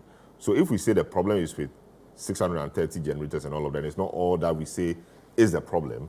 Is NETCO also facing this problem with, generators, obsolete maintenance at the same time as ECG is having? Is that the situation out there? Well, we haven't had any official communication from NETCO as it relates to the challenges. But if you look at the various transformers that are overloaded that ECG needs to change, I mean, it's scattered across the length and breadth of this country, which part of the northern is part of it. So definitely they would have... But will ECG change those transformers? I thought that would be NETCO's job to do. They work together. Okay, let me... Honorable, you experienced both sides, ECG and NETCO. What is the situation in the northern part of the country? We understand they also have outages. Serious one. So is it the same situation? Is it that? So they are also part of the 630. I like the Me, I don't believe in the 300. You don't believe we that? just have fuel problem. So that explanation cannot It cannot stand. it cannot stand And for yes. the situation in the north, because that's NETCO. Yeah, but the generation It's across. is across. Okay, so then your theory holds because it cannot be an ECG problem. No. If it were an ECG problem, It would have been here. NETCO wouldn't have faced Yes. that. So you say it's a generational problem which cuts across. That is fuel not able to supply to the plant to generate. That's So the basic. ECG won't have enough, NETCO won't have enough. So you have Exactly. to experience this problem. We It's have to- serious in the north. And this time the place is very hot. It's scorching. But Sir, let me you tackle some excess Okay. capacity. Oh, you can go ahead, Nana. Something very interesting is happening. Some of the answers we are getting from ECG, they are not supposed to even speak. Who should be speaking? Okay, so there's a generational deficit due to financial constraints. But has that been admitted? So you guys I say am so. not sure Pagrave is challenging that situation. Okay, so Pagrave says He has cash mentioned- flow. Okay, so yes. He has even mentioned at a point financial constraints. Okay, so somebody generates the power and give it to a system, operator called GridCo. Before that generation end works or any generating plant come on stream, it's GridCo's work to know which power plants can dispatch and cannot be dispatched, and find out why you cannot dispatch. So if you have a generational shortfall, the person that answers this is a system controller, GridCo, not ECG. For you, ECG, it is the quantum of power that is given to you that you manage. And you can manage through load shedding. But they are the people we know. ECG, they take our money. ECG Check don't something even put off the here. light. Yes, but they take our money. So they are the people we know. Check something here. In the past, before ECG will even come out, GridCo will come out first. Okay. And ECG will issue a letter on the back of GridCo's advice. Okay. Today, ECG has come to the forefront and trying to take the blame with a full chest and say, it's my fault because 630 transformers of mine are in a challenge. 630 transformers they don't want to declare overnight. themselves. Yeah, at the same Okay, time. let me tell you something that's interesting and happening. Before 2018, when you go into Ghana's energy supply plan, electricity supply plan, there's a column that deals with performance of the sector in the previous year, and they do a projection. When it comes to performance, they will first start with generation. How they perform, what were the issues. Then they come to transmission. They talk about that. Then they come to distribution. So look, it will surprise you to note that from 2018 till now, under the distribution end, no information, not much information is given there relative to how much power was shed. It doesn't touch on it. Well, in previous years, it used to happen.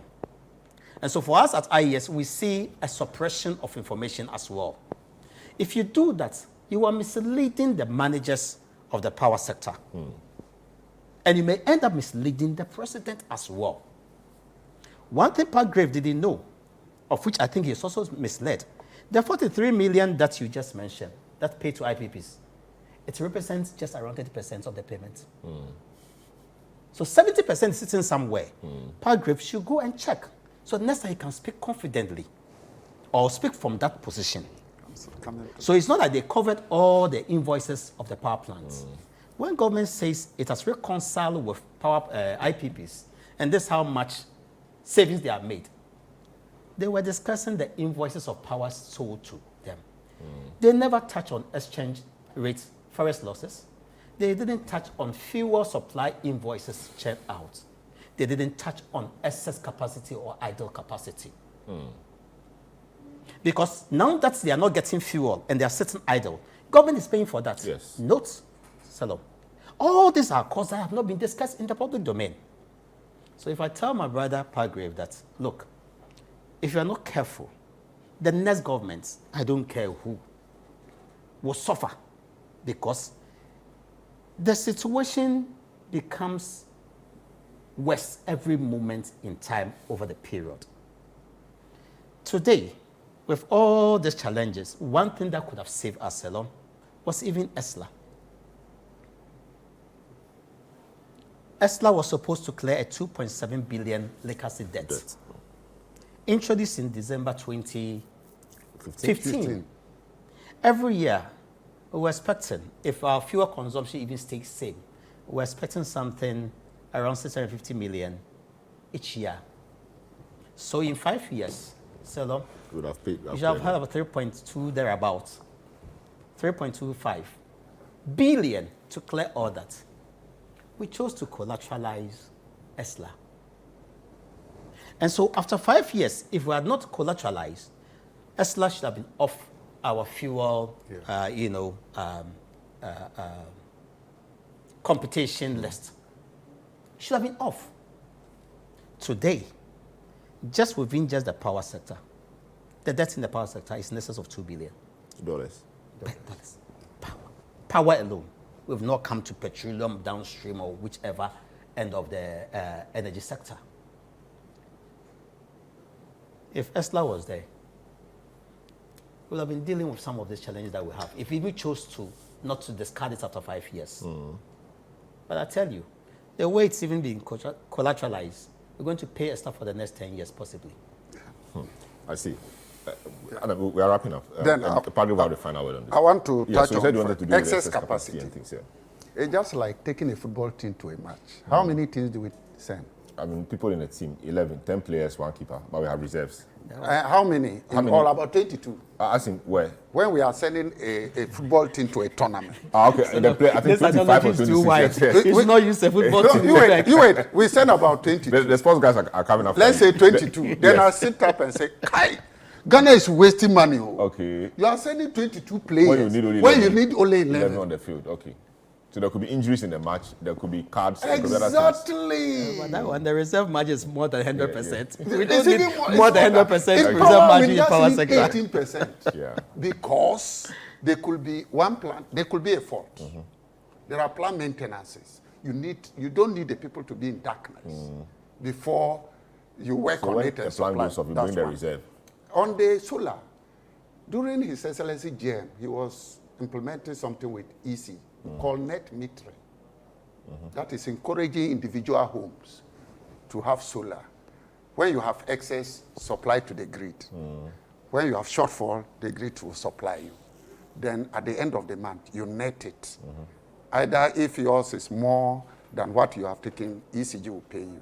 But it was stopped when this government came. Why was it stopped? I don't know.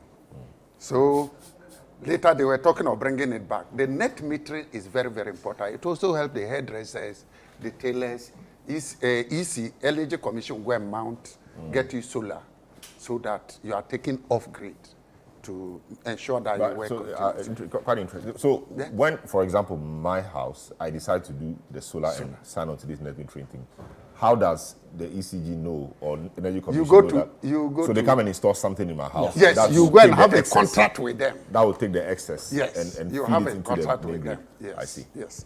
Then let's come to the cash waterfall. It's supposed to ensure equitable distribution of the resources revenue to the that partners or to the stakeholders. all the partners. I don't want to go deep. My brother spoke about digitalization. I know ECG has brought a private company called Haptel to take over the collection. I want to ask a question. What percentage is Haptel taking? I'm yet to find out, and I'll let the public know. How much, what percentage are they taking? What amount has it increased, taking off the normal increment in tariffs?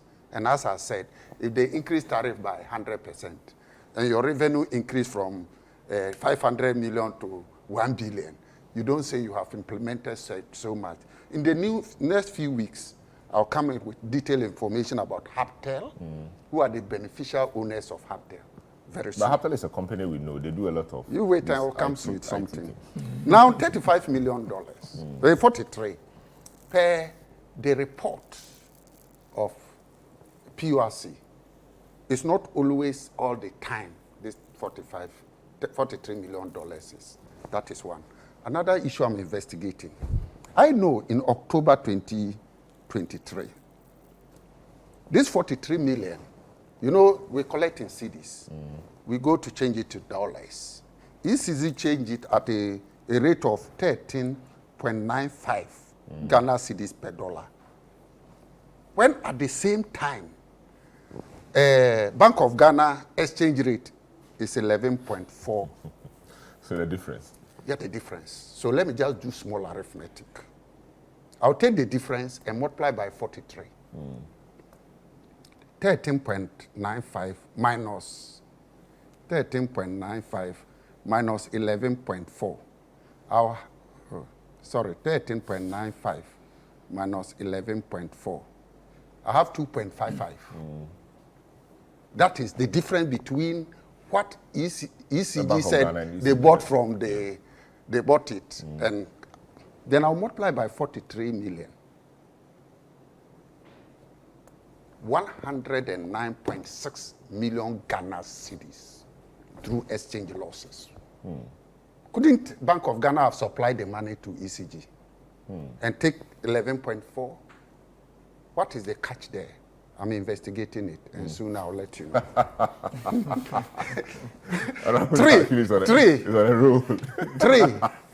Three. Do you know that currently ECG has negotiated with the IPPs to pay them $7 million a month and postpone the balances 5 years time to pay for NDC to come and pay? Do you know? I'm not sure they've signed that off. They are, there's the it's not been conversation signed off around. yes, yet. that is it. So that one, so say 43 million payment. 5 years time. That's how we draw it. 5 years time. Are you Yes, believing that you NDC just is coming to power to pay? That's how we draw it. No, they are leaving it for us to pay. No, but you mean the next government? December 2020. You mean the next Don't allow government? them. That's how we Don't draw it. allow them. The next government. I see. So all right, we just confirm from here. So all in all, even though the price water fall mechanism has guidelines, as I speak, ECG is not following the guidelines.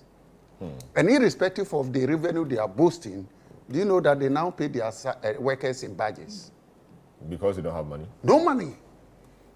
They pay them in badges. And this So- is a fact.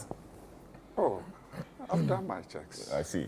The junior staff will be paid first, then later The another junior staff. staff, they can agitate. The senior staff, So they don't. they pay them in badges, irrespective of all what they are boasting of. And where is the money going? That is a big question we should ask. It's very, very critical. You are complaining that as transformers have problems, you are not able to get money to work on them. You are not paying IPPs as needed. Fuel supplier, you are not paying them. Even your workers, you are not able to pay them well. Where did the money go? I see. All right. All right, well, thanks so much. But let me add. Yes. So let you me have add the my- final word. Yes, I want to support the call of Pagre. Pagre that we must pay our bills. It's very, very critical. You see, we cannot be blaming government all the time. One day it will come and hit all of us. But you see, the ECG, of course, lawyer Samuel Dubik Mahama, fantastic guy, doing a great job. But I don't think some of his people are helping him. They go to places and instead of doing what they have to do, No. they have some deals. Of course. And he is at the top there pushing. But the Believing guys that down everything there, is being the done guys right. down there are In cutting fact, their own deals. I was even going to add that if he believes that 630 transformers got overloaded over a period of time and it didn't catch his attention and that of management, those in charge of that technical department must be dealt with. You see? And so we must pay our bills. That's not to say that ECG must also go and rest. Trust me, Selom, in 2015, I had a prepaid meter so smart that every morning, afternoon, evening, it tells me how much I've consumed and how much power is left on my system. We must introduce more of the smart meters, prepaid, to the point where if somebody wants to choose not to pay his bill, the person even must buy the power before it is utilized. Yeah. It's those that still that we should be concerned with by now, not those that have consumed and are not paying. Yeah. We support Engineer Mahama. He must be hard on everybody. Mahama. Engineer Mahama is different. Lawyer Samuel Dubik Mahama. Engineer Mahama is an engineer. That is we know Engineer Mahama. He's an engineer, civil. He's also an engineer. The one I'm talking to about is also an engineer. No, this is a lawyer. He's a lawyer. Yes, okay, lawyer Mahama. Yes. Oh, we support him so much. It should clear everybody. So well. Whether parliament or whatever, school or whatever. You should go ahead and do it. Come on. Because if they don't pay, one day, the whole system will collapse. Thank you. Very well. So some plaudits there for engineer, for lawyer Mahama Dubi. Yes. So final word from you. Final word. There are a lot of investigations that have been done. Yes, and I'm really scared from the NDC. Yes, I'm very certain that government is very committed to these intermittent power challenges. We would resolve these challenges. But do you have a date in mind? When do we see the back of this? We can't have a date in mind, but one of the things that we can say is that it's on the priority agenda of government. And government will resolve these intermittent power challenges. Yes, all stakeholders should be rest assured, IPP should be rest assured, the opposition minority in parliament, the NDC, should be rest assured that but some of the issues Adam Mutawakilu and Nana have raised are serious issues. Very much, very serious. Very much. I've made a lot of notes, and I'm certain that government, as a listening government, a caring government, President Nana Addo Dankwa Akufo-Addo, with his vice, Alhaji Dr. Mahmoud Bawumia, would definitely attend to these issues. But the energy, we don't see the energy minister being at the forefront of it. We don't hear from him. We've not seen much of him in respect of the challenges we are going through. Should he continue to be quiet? I mean, the challenges are not just ECG challenges. So you don't leave Lawyer Mahama alone to be talking. We need a bigger body, a bigger person, like the energy minister, to say something, to assure us. Maybe the vice president, maybe the president himself. But we don't appear to be having that. So we leave the agencies who are struggling to be making promises, to be telling us about transformers and all of that. It's not really comforting, is it? Government, certain questions are above my pay grade.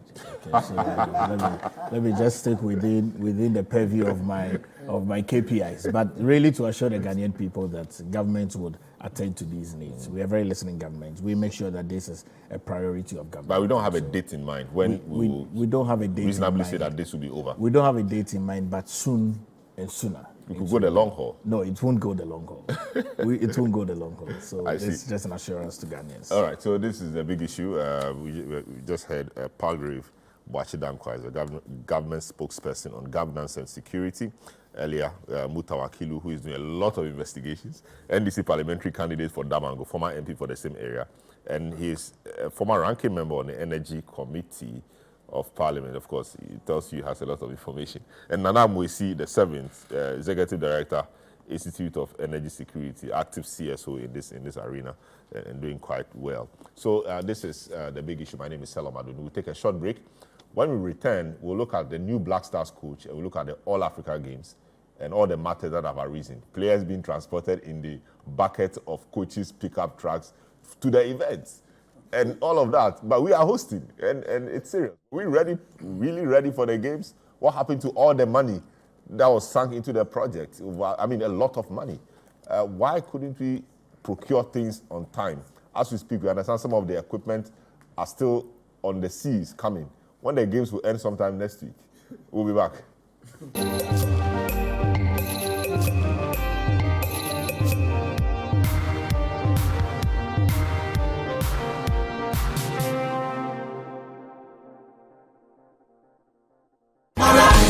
In a celebration of divine favor and musical grace, MOG Music presents New Wine 2024 live in Accra, a concert to commemorate a decade of God's goodness. Join us on Sunday, the 17th of March 2024 at the Oil Dome, Obechebi Lamte, as we are honored to host the exceptional talents of Dr. Kwesi Mreku Ntokozo Mbambo, Nasi, Perez Music, Kobe Mante, and Cici Beidou. The time is 4 p.m. Brace yourself for an unforgettable evening filled with soul-stirring melodies and uplifting ministrations. Secure your seats at Community 11 Shell, Airport Shell, Bachelor Total, Royal House Chapel Ahimfe, and Community 8 Shell. Rate single 50 Ghana cedis, double 80 Ghana cedis, VIP 200 Ghana cedis. Online experience $10 or visit www.newwineconcert.com. Ticket hotline 0205 000 565 or dial *389 *777 hash to purchase your tickets. Sponsors: PMMC, Total Family Health Organization, eTransact, DDP, Mist Mineral Water, Pitch Pedal, Simple Colors, Serene Insurance, Tank Palace, Africa World, and New Line Extra. Media partners. Give me a new song to say. Upgrade with your recoded GCB mobile app and do more with ease. Send and receive funds seamlessly. Your recoded GCB mobile app is fast. Use it to pay all bills and enjoy the convenience. No worries. Top up on all types of ECG prepaid meters easily. Your GCB mobile app makes that possible with this smart card reader. Chalet top the app. Live your life, make it better. No matter where you've been, you don't need no account. Pay your subscriptions and fees to over 150 merchants. It is safe and timely.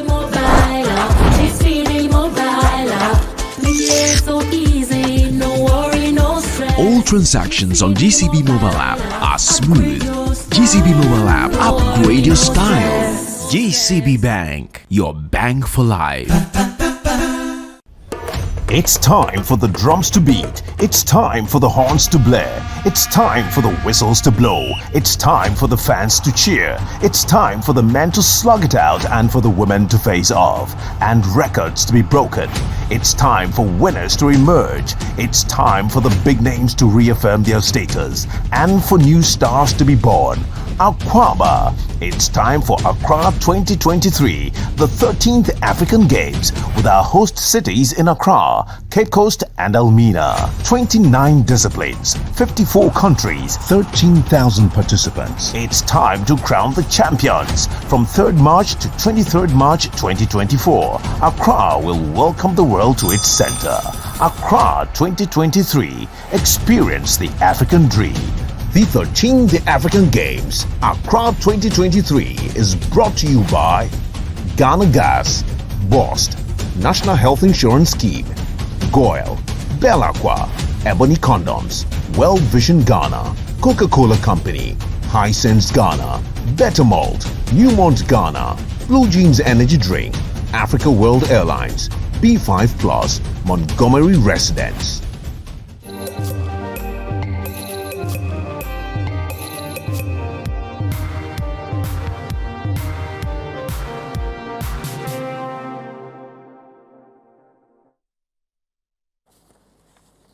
Welcome back to the big issue. We move to the second part of the discussion. And indeed, we're looking at the All-African Games, which has been on for the past week at various venues, key amongst them being the University of Ghana Sports Stadium and the Boteman, the freshly built Boteman Stadium, the Theodore Yoku hockey pitch as well. Is there a few other places? Alisa is there for Scrabbles and a few other places. I had colleagues who went to Alisa yesterday to the Scrabbles games. But that's fine. So, that's what we're dealing with mainly. But yesterday, the GFA made an announcement that Coach Otuado, the coach that took us to the World Cup, has been reappointed as Black Stars coach. And it came to a few people as a surprise. Maybe the guys in the sporting arena, maybe not so much. But for many people, it was a surprise, given the fact that the criteria given by the GFA itself, Otuado didn't seem to have met them, but yesterday we are told that he came up tops in the interviews and the screening and recruitment process. My guest in this segment to help us deal with the sporting matters, Dan Kwekuyeboah, everybody knows him, quite popular. He's a member of the LOC and is in charge of communications for the games. Gerard Mochri, sports journalist, and Christopher Nimley will join us. Coach Christopher Nimley is a coach and a sports pundit. Guys, welcome to the show. Gerard, let me start off with you. I don't know how you heard of Otoado's appointment. When I heard it, I follow sports generally, not like you guys. But when I heard it, I was a bit surprised because I had the impression that Otoado didn't want the job. So he finished the World Cup, he left and all of that. Here we are, we heard he's been brought back. How did you hear the news? Was this a surprise to you? And what's your thinking around it? Okay, so when some weeks ago the FA, in fact not the FA, but some people around the FA threw in Otoado's name, into the media space, I felt that, look, this is what they want. And they want to just Test the waters. Put the name out there and see how well the name will float. And the reactions that greeted those reports, in my view, are not any different from the kind of reaction we have had in the last 12 or so hours since the confirmation came. And I have said that, in principle, I am not against the reappointment of Otoado. And I'm not against it in the sense that he's been there before. He handled the team for roughly 6 months or so. All right, so on the screen is Otoado. These are his stats, Black Stars, managerial stats, February to December when he was appointed 2022. He played 12 games, he won 4, he drew 3, and he lost 5. The win percentage or the win rate is 33.33%. And that is Otoado. Ghanaian, he went to the 2006 World Cup and currently with Borussia Dortmund as one of their sub-coaches or their coaches who deals with scouting and youth development and all of that. So he says that it is a great privilege to be able to take on the role of head coach of my national team. I've already gained a lot of experience in this role as interim coach, and I'm looking forward to the task that lies ahead of me from the summer. So he's given the time, is joining effectively from the summer, even though we understand that he will come and manage the few friendly matches we have in March, go back and come back fully in summer, when the league season in Europe would have ended, because now he's engaged with Borussia Dortmund here. So I was not too surprised when eventually the confirmation came that he's now going to be the substantive coach of the Black Stars from May this year. And I have to say that the fact that he's going to be around, all things being equal, for the next 34 months or so, almost 3 years, for me it's a plus.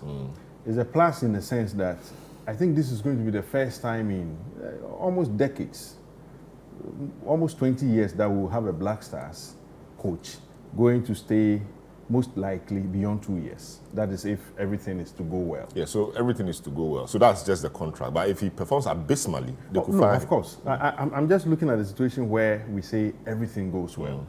I like the fact that even from the scratch, this FA that has been consistent with a short-termism approach to the issue of who coaches Black Stars for the first time in 4 years or so, is now going for someone beyond 2 years. And I think that is fair. I mean, we have to give them that plus. But my biggest worry is with how they get to do certain things, which I have to say doesn't inspire confidence. And if you look at things from that lens, then you are going to have a problem analyzing what Otoado is going to do. Number one, if you set up the basis for his appointment and not specific, now it's him, so I mean the focus is him. But the FA started with who they think should be Black Stars coach, the kind of qualifications he should have, the kind of credentials he should have and all that. And they set out, how many? I think 4 or 5 points that they think the Black Stars coach should have. Number one, they said the potential coach, head coach of the Black Stars should be a proven winner. Otoado is not a proven winner. Any way you look at him, he's not a proven winner in any form. because at the World Cup, how many games did he win? One.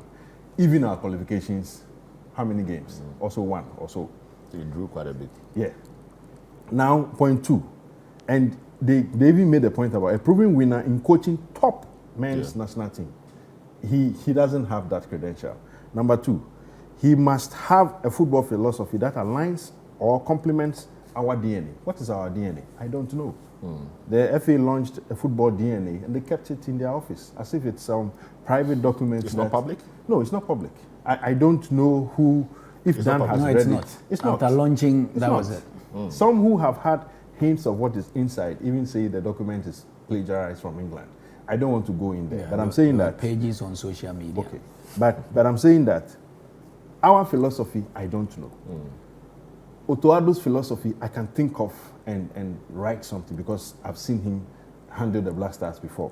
Number 3, he must hold the highest football license. I don't know Otoado's license, but I can suspect that he might have one of the highest, which is okay.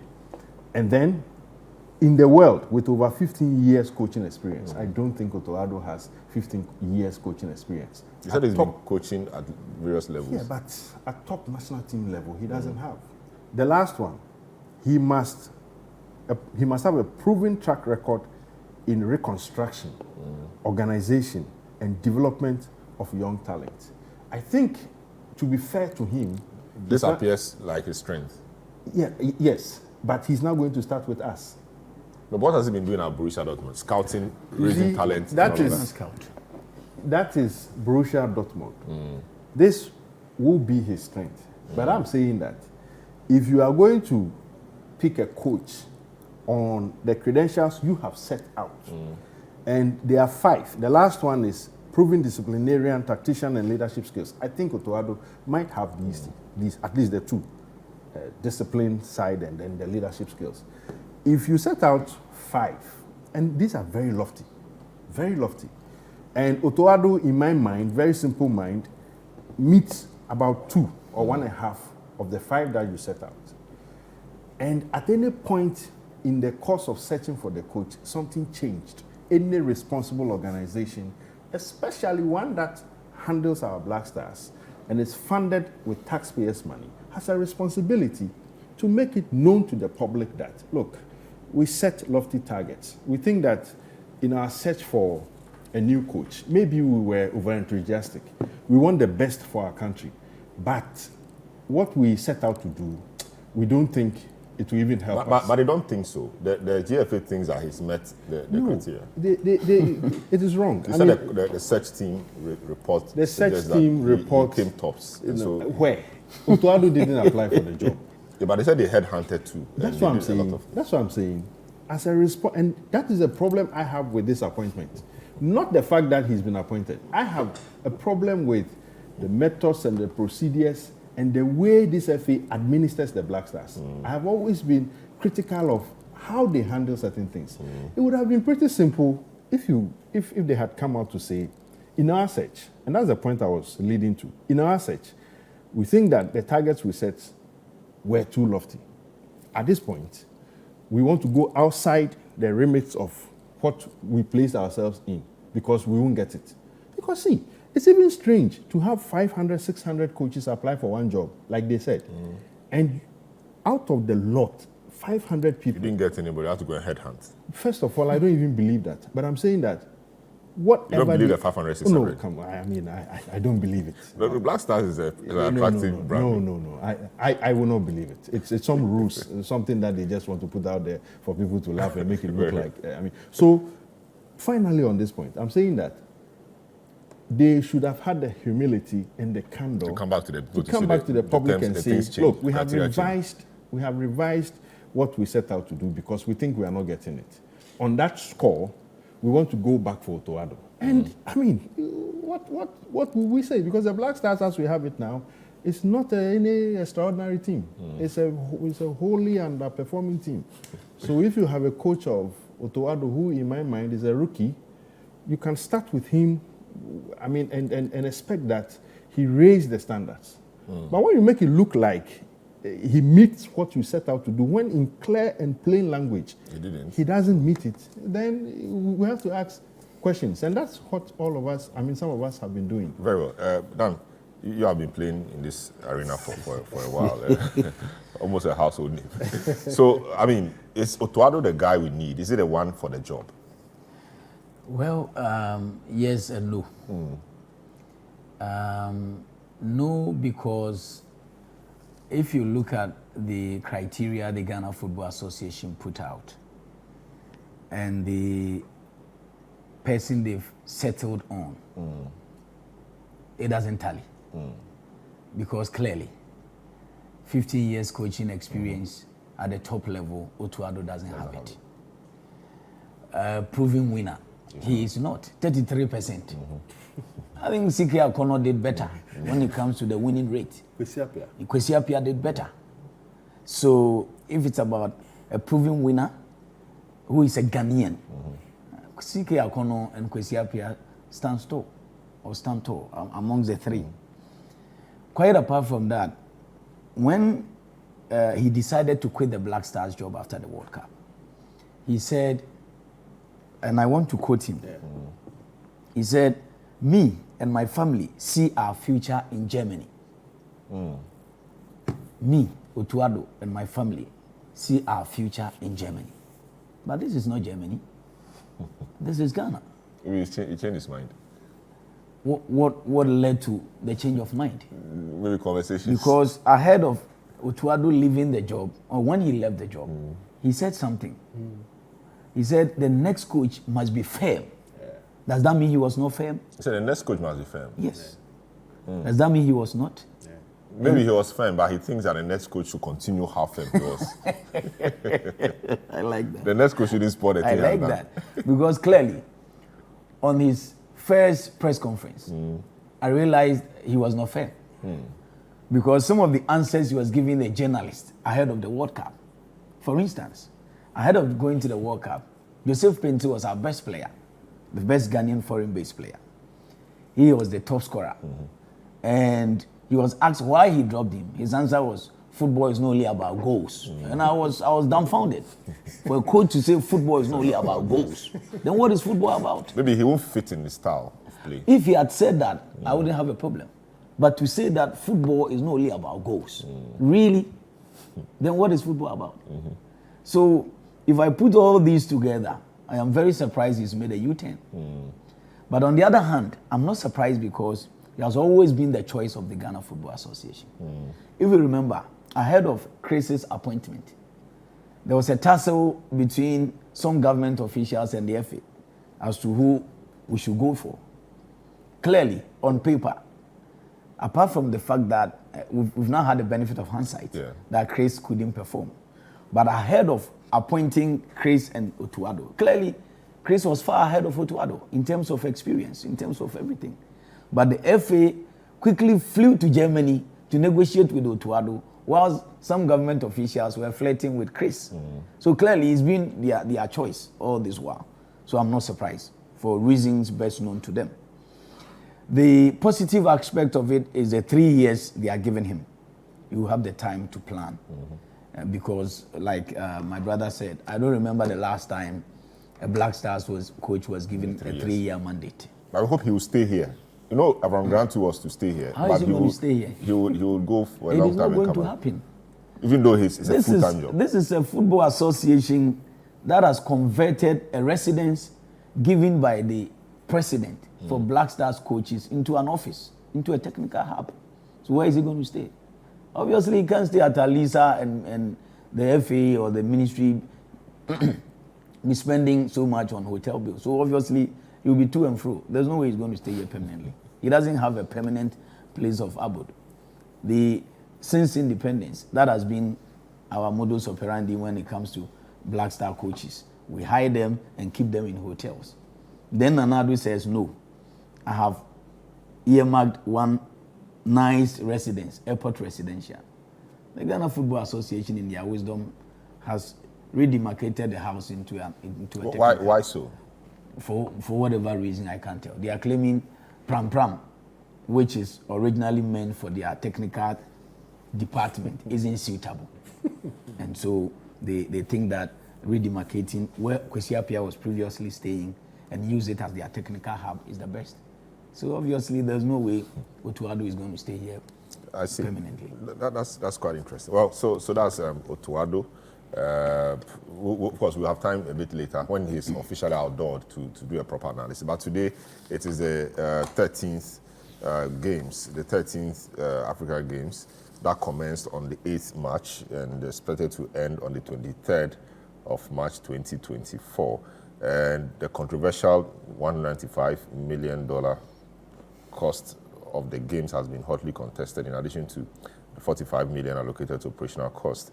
The Minister for Youth and Sports, Yusuf Mustafa, has been defending the costs and indicated that the Botiano Center will be converted into a sports university afterwards. And Ghana's contingency has also not been without controversy, from carrying athletes in a bucket of a pickup to the 40 bicycles of Ghana's cycling champion Michael Nyaba.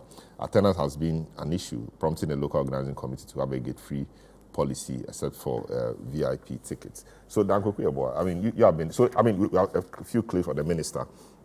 Minister saying that the Games having international applause, and he also addressed the issues about the cycling and then the hockey pitch not being ready. Let's watch some of these and then come back. Every international organization that officials that we have engaged, every one of them is applauding Ghana for a very spectacular game so far. So let us all embrace and come and position Ghana as the sports destination that we are all yearning to position. That is my appeal to the media. There are a lot of positives. There are a lot of positives that we can talk about, we can report about. Let's focus on them and report so that we can position our country. Thank you. Then on the hockey pitch, all the turf, we had back and forth with the Hockey Federation because the pitch, the turf that the contractor who is working on it recommended, the Hockey Federation decided different turf. And that turf, we can only get it in Germany. So we needed to then procure this turf for them, and we have currently the turfs and everything, all the facilities are in Ghana. The contractor is working on it. Hockey will not start until on the 15th. They've even rescheduled it to 16th. So I'm in touch with the African hockey president and also Ghana president and the contractor. So be rest assured that the facility is going to be in shape to ensure that hockey also come on board. Then I did state that the ministry and the LOC, the local organizing committee, we requested all the sporting federation to submit their requirements. What do you need for this competition? You've been selected as part of the sporting code for the competition. I've just mentioned that basketball submitted their list. And we went through with them. We have procured all the equipment for them.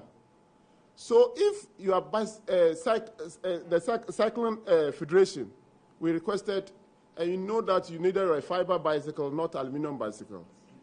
It is your responsibility as a federation to submit your list to us, and we'll get, if you cannot get all, we'll buy.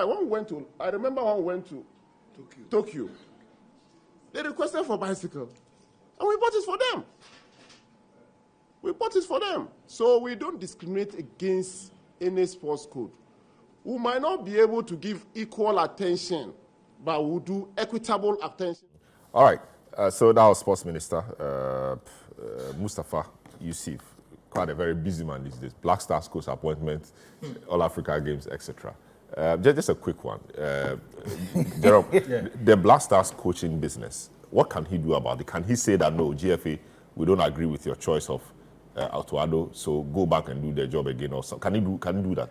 He can. Just quickly. He can. He has the power to do that. Yes, he has the power to do that, but I don't think he will do that. And if I was his advisor, I would not even advise him to do that now.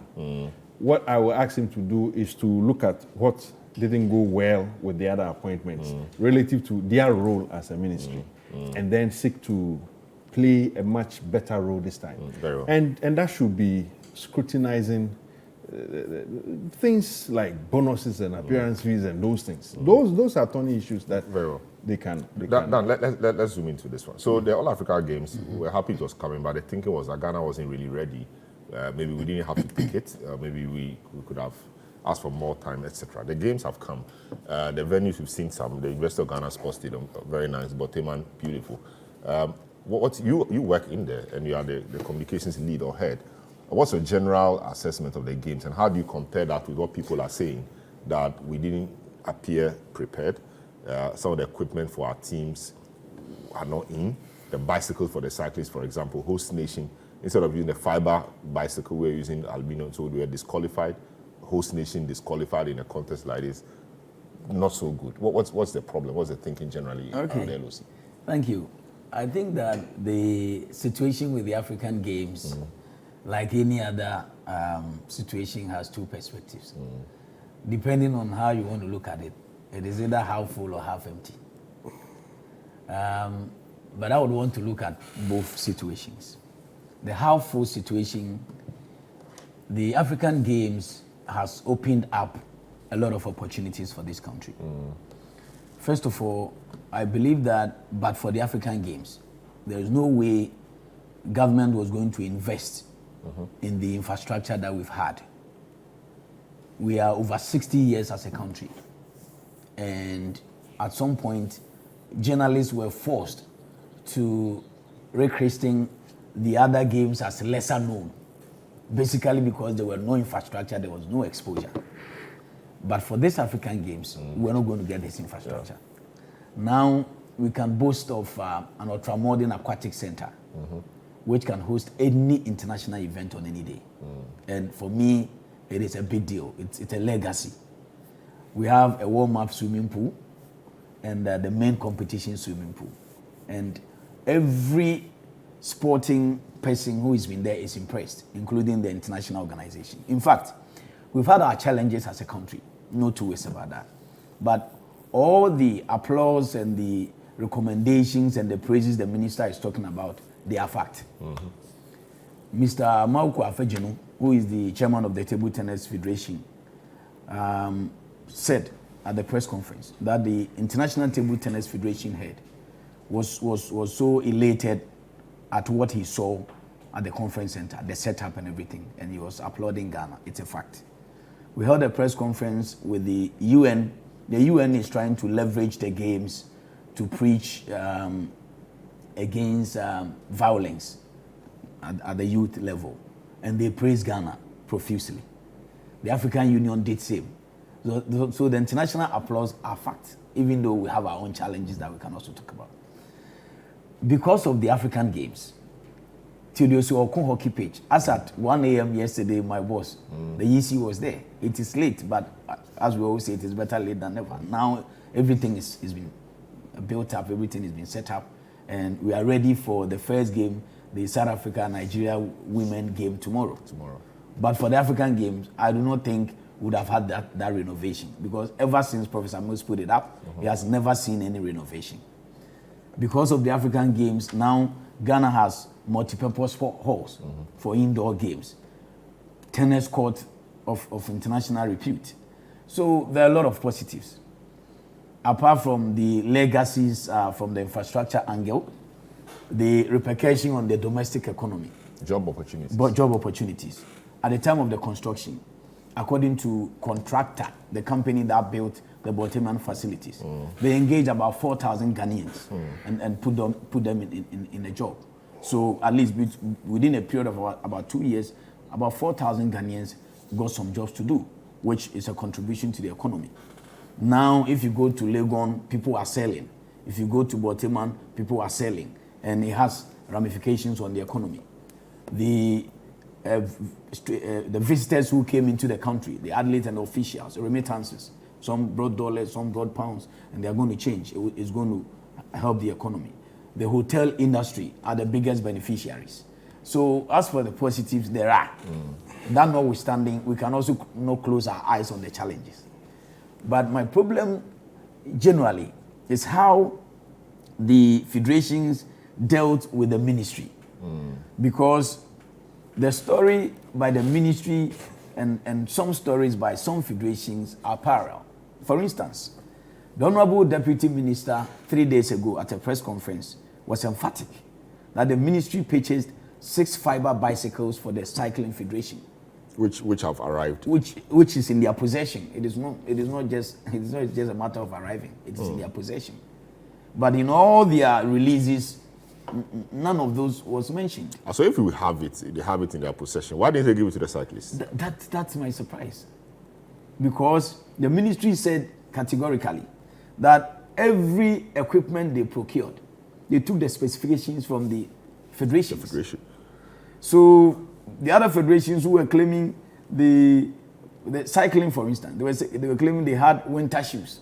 So I was asking whether the winter shoes were recommended by the federation. Because when the minister said that the procurement was done in tandem with the federations, none of the federations denied. We had 8 federation heads at the time of the press conference. And in fact, most of them corroborated what the minister said. The basketball chairman, for instance, Vanessa, he said the ministry spent $500,000 on their equipment. The arm wrestling president, Mr. Charles Osesibe, said the same thing, that when he started arm wrestling, he was able to afford just 2 of the tables for arm wrestling. But because of this tournament, he's had a lot of them. Another federation head spoke. So I was surprised with what is going on in the media and what transpired at the press conference. That's quite an interesting imbalance, if you like. So where is the problem coming from? Because the minister and some of the federations are saying one thing. Yes, but the athletes I would themselves want to are saying believe something. that for cycling in particular, they might have their own issues with the ministry. Why am I saying so? When the ambulance delayed, and the reason why it delayed, even though it is unpardonable, and as the spokesperson of the LOC, I would want to apologize because it was an embarrassment. But it was a human error. Anybody who has dealt with the ambulance service knows that they come with their tanks filled. So after the errands, when they are running out of fuel, they inform you and then you refill. There was a communication gap. I think the LOC Transport Department should have been informed the night before the cycling competition. But it was only in the morning when we were calling them to come that they informed us that the fuel they started with is gone. So it was clearly a communication gap. But whilst we were trying to plead with the IFs, the international federations, that it's a communication gap, it's a human error, so they have to bear with us, and that the ambulance was on its way.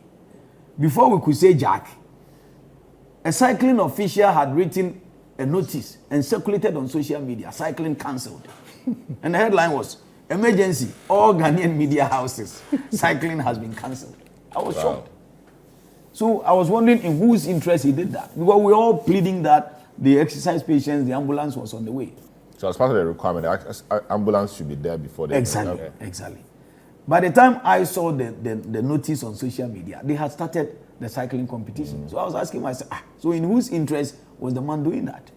So I would want to believe that cycling federation in particular, they might have their own issues with the ministry. That notwithstanding, there are other genuine issues about oversized jerseys or inappropriate size jerseys and all of that, lack of standardized cycling bikes, poor pitch quality at both the University of Ghana and the UG Sports Stadium, ambulance fuel shortage you dealt with, lack of buses to convey the athletes, podium embarrassment. What they say was an A4 sheet used on the podium and all of that. Like I did say, that is another unpardonable mistake.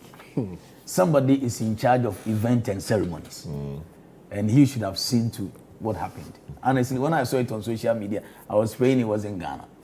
Because whoever did it had just posted 2 pictures, one from the Olympics and one from Ghana, and it's so embarrassing. And honestly, but I don't know. But if you have someone in charge of ceremonies and all of that, don't we or didn't we have, not to call it a presentation, but didn't he give us a brief on what he was going to do? No, he did. And, he did. And this A4 sheet all didn't these show up. were catered for in his briefings. So has he been queried since? Oh, yes. And what explanation did the person give? Timing, pressure, but these things you can't put it out there. You get it. And in fact, we understand. I wouldn't defend this because there was I Dumsor work for when the there was a LOC. match. It was an embarrassment, and we have to apologize to the Cape people Coast, of Ghana. Cape Coast, there was a female, is it Ghana versus some country? Yeah, Cape Coast. And the stadium went off. Dumsor. Yes. No, but as for lights off, there's little we could do. I'm saying that, not yes. I'm saying that, we could do for example, the ECG has been, I mean, Dumsor has been an issue in the last few years. So if you're organizing, so there we have it on the screen, that's the area. When you are organizing a game like this, in the context of our Dumsor issues. No, there are standby generators. So they should have yesterday it was a generator we used at the Legon Stadium. In case there's a generator. So why didn't this? According to the explanation by the minister, and I'm quoting him, he said, usually when you are doing these connections, at best you have to make it automatic. So immediately the light goes up. Then this one comes on. But this one was not automatic. So why was it not? So that I don't know. And it took more than 15, 20 minutes to get back. But that's not correct. It is not. It is not. So the minister said the man in charge had to run to go and on the generator, which for me took him 15, 20 minutes. For me, I think that it could have been avoided. Yes, automatic, so that once it goes up, and even given the difficulty we are having, I would have even said, let's just run on plan for the 2 hours the games will be played. That's what is done. So that we avoid all these issues. Because now look at it on the screen. I mean, we are playing football, the whole thing goes off, and the whole world is seeing this. This is Ghana, host of the All African Games. It's surely not the best. But I mean, Jerome, you've been watching. Have you attended any of the games so far? Not all, but I mean, I've been at some of the centers. Okay, but your impression about the center? I mean, the infrastructure and things, super, I guess. Yeah, of course. I mean, as for the work that has gone into the infrastructure, you have to commend the government. You have to commend the system for ensuring that we have such a facility in place. You may want to question the cost of what has been put out there. But then you look at the infrastructure deficit in our sports sector, and like Dan rightly said, these games have more or less filled a certain gap. So you must commend the system for providing such a thing. I would even go a step further and ask that we saw what happened to Esipon. I mean, I was very alive when Esipon was opened. I watched 2008. I watched Nigeria and Ivory Coast there in the semi-final of the AFCON 2008, and it was such an impressive atmosphere there. Today you cannot go there because the stadium is in ruins. Even a disappointment that we had the finance minister tell us that it was 90% complete in terms of renovation, when indeed it was in total ruins. So I have a fear, especially when I look at the Boteman facility, the swimming pool, and the other ones. I have a fear that in a year's time, or even more, we will not come back and see rotten places like we are seeing of Esipon. I would want, yes, the sports minister has said that the facility will be turned into a university of sports for development, which is fantastic.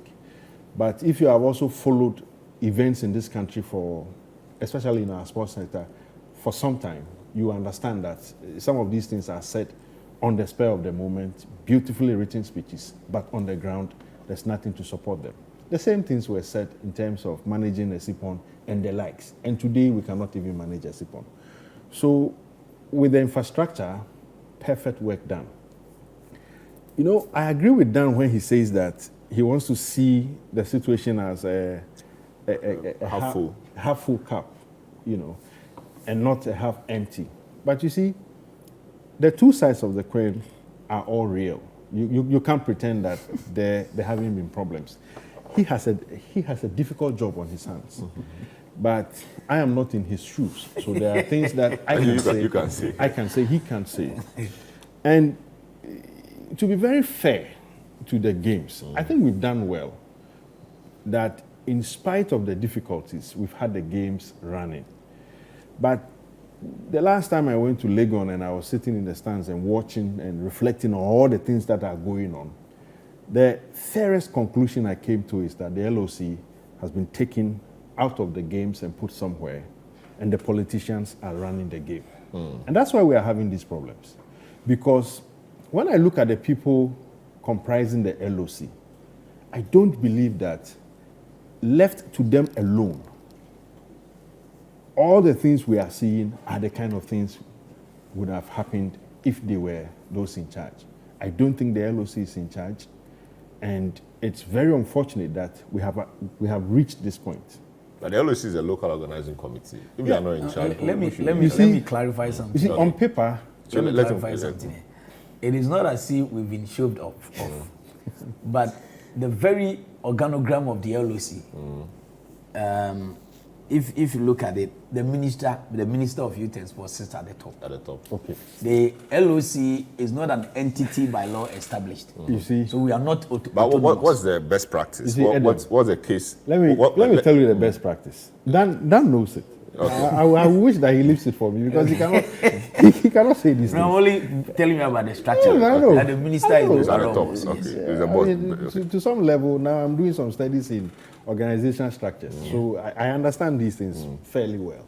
But I'm saying that, look, how many games have Dan and I seen across the world?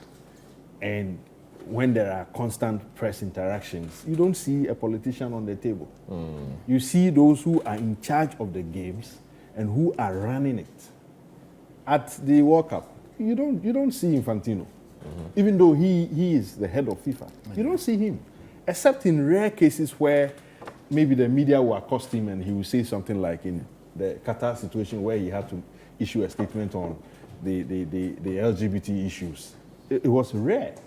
So I'm saying that with these games, in the most ideal situation, it should have been the LOC addressing some of the concerns. And I have to admit that Dan has been well on top of the job, addressing some of the issues. I mean, if you take, for instance, accreditation, there were issues. I had problems with mine. He resolved it. It was his personal interventions in most of the cases for most of the journalists out there to ensure that the media gets their job done. And that is good. But you look at the other aspects, and for me, it exposes the sort of sports administration we have had in the country.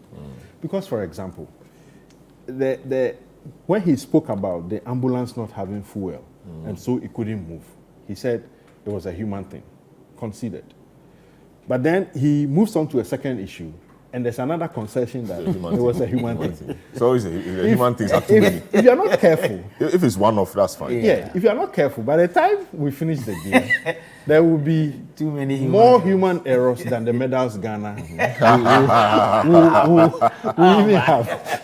You know, so I'm saying that what has happened or what is going on exposes the sort of sports administration we've had in the country. And for me, much as there are positives to pick from the games, when the games are over, if the politicians so care about sports, given the amount of money they are putting into infrastructure, we have to look at how sports is being developed in the country, because some of the things are unpardonable. Last week, Saturday, I was at the UG Stadium. That was when they were fixing media tables, tables for the media. So, the media center. Yes, the media center. So you ask yourself, in the course of the opening ceremony, which was so brilliant, brilliantly done, where were the media? The media were standing. There were no tables to put your laptops on. Money to fix it before the opening. Before the opening. The opening ceremony was in the night. But then in the morning when I went... Okay, so the Saturday was the morning. You went in the morning. And it was fixed before the night. Yes. So the media had tables to work with. Okay, we'll take a short break. When we come back, we'll find out whether some of these things should have been done. were as a result of the late release of funds, or there were funds and it was just human error. This is the big issue. We'll be right back.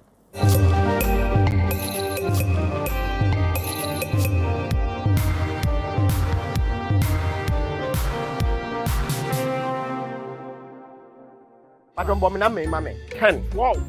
Ah, no, we're trying to paper swap. I don't know to stick on. Me pay the POS machine. Hello. Baby, tonight dinner at 7. Bye.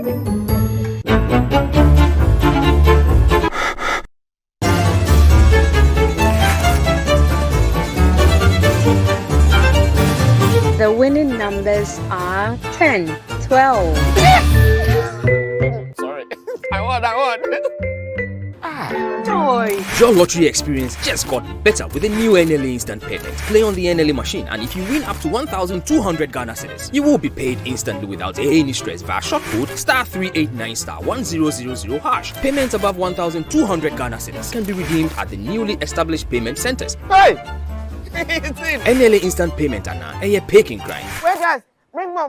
NLA development through games.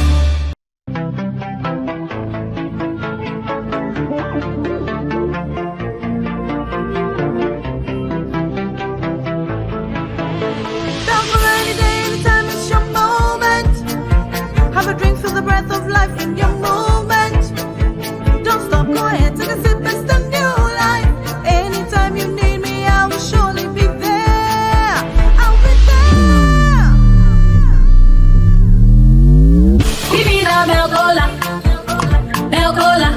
Give me that bell cola and live in the moment. Bell Cola.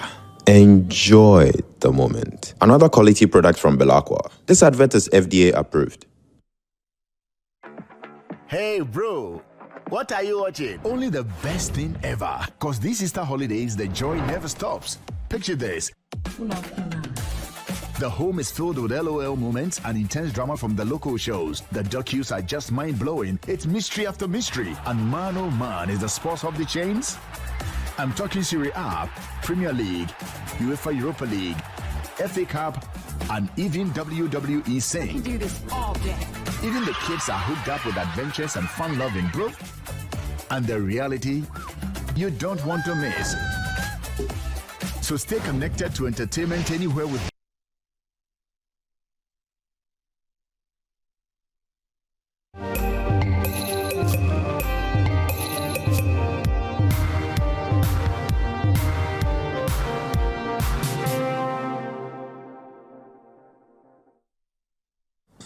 You're welcome back to the big issue, the final lap of the program. My guest on this segment, Dan Kweku Yeboah, is a member of the LOC, Local Organizing Committee of the 13th African Games, and also the lead spokesperson for the LOC. Jerome Ochre is a sports journalist. We're looking at the games so far. And indeed, a number of things have happened. Ghana is not on the top 10 as far as the medal table is concerned, but not doing too badly. We have a number of medals. Swimming, we have 2 from there. Arm wrestling, 21. Weightlifting, 3. Total of 26 medals. I think Nigeria and Egypt and co are doing better. Obviously, because they've had more time to prepare and they've had a system that trains them and that makes them ready for events like this. But we hope that after these games, Ghana will be doing better. But then, how is the LOC feeling about the Ghana's medal count? Are we happy with it? Honestly, ahead of the games, we're bothered about the performance of Team Ghana because everybody expects that once you host, you win. So we made some proposals to the ministry to assist in the preparation of Team Ghana. But we were told by the ministry that this is not the first time Ghana is going to partake in international games. And so they've always had International Games Committee in charge of Team Ghana. So LOC has no business with Team Ghana. So our proposals weren't taken on board. But that notwithstanding, we are working in tandem with them because at the end of the day, one of the criterion that people are going to use to judge the success of this tournament is the performance of Team Ghana.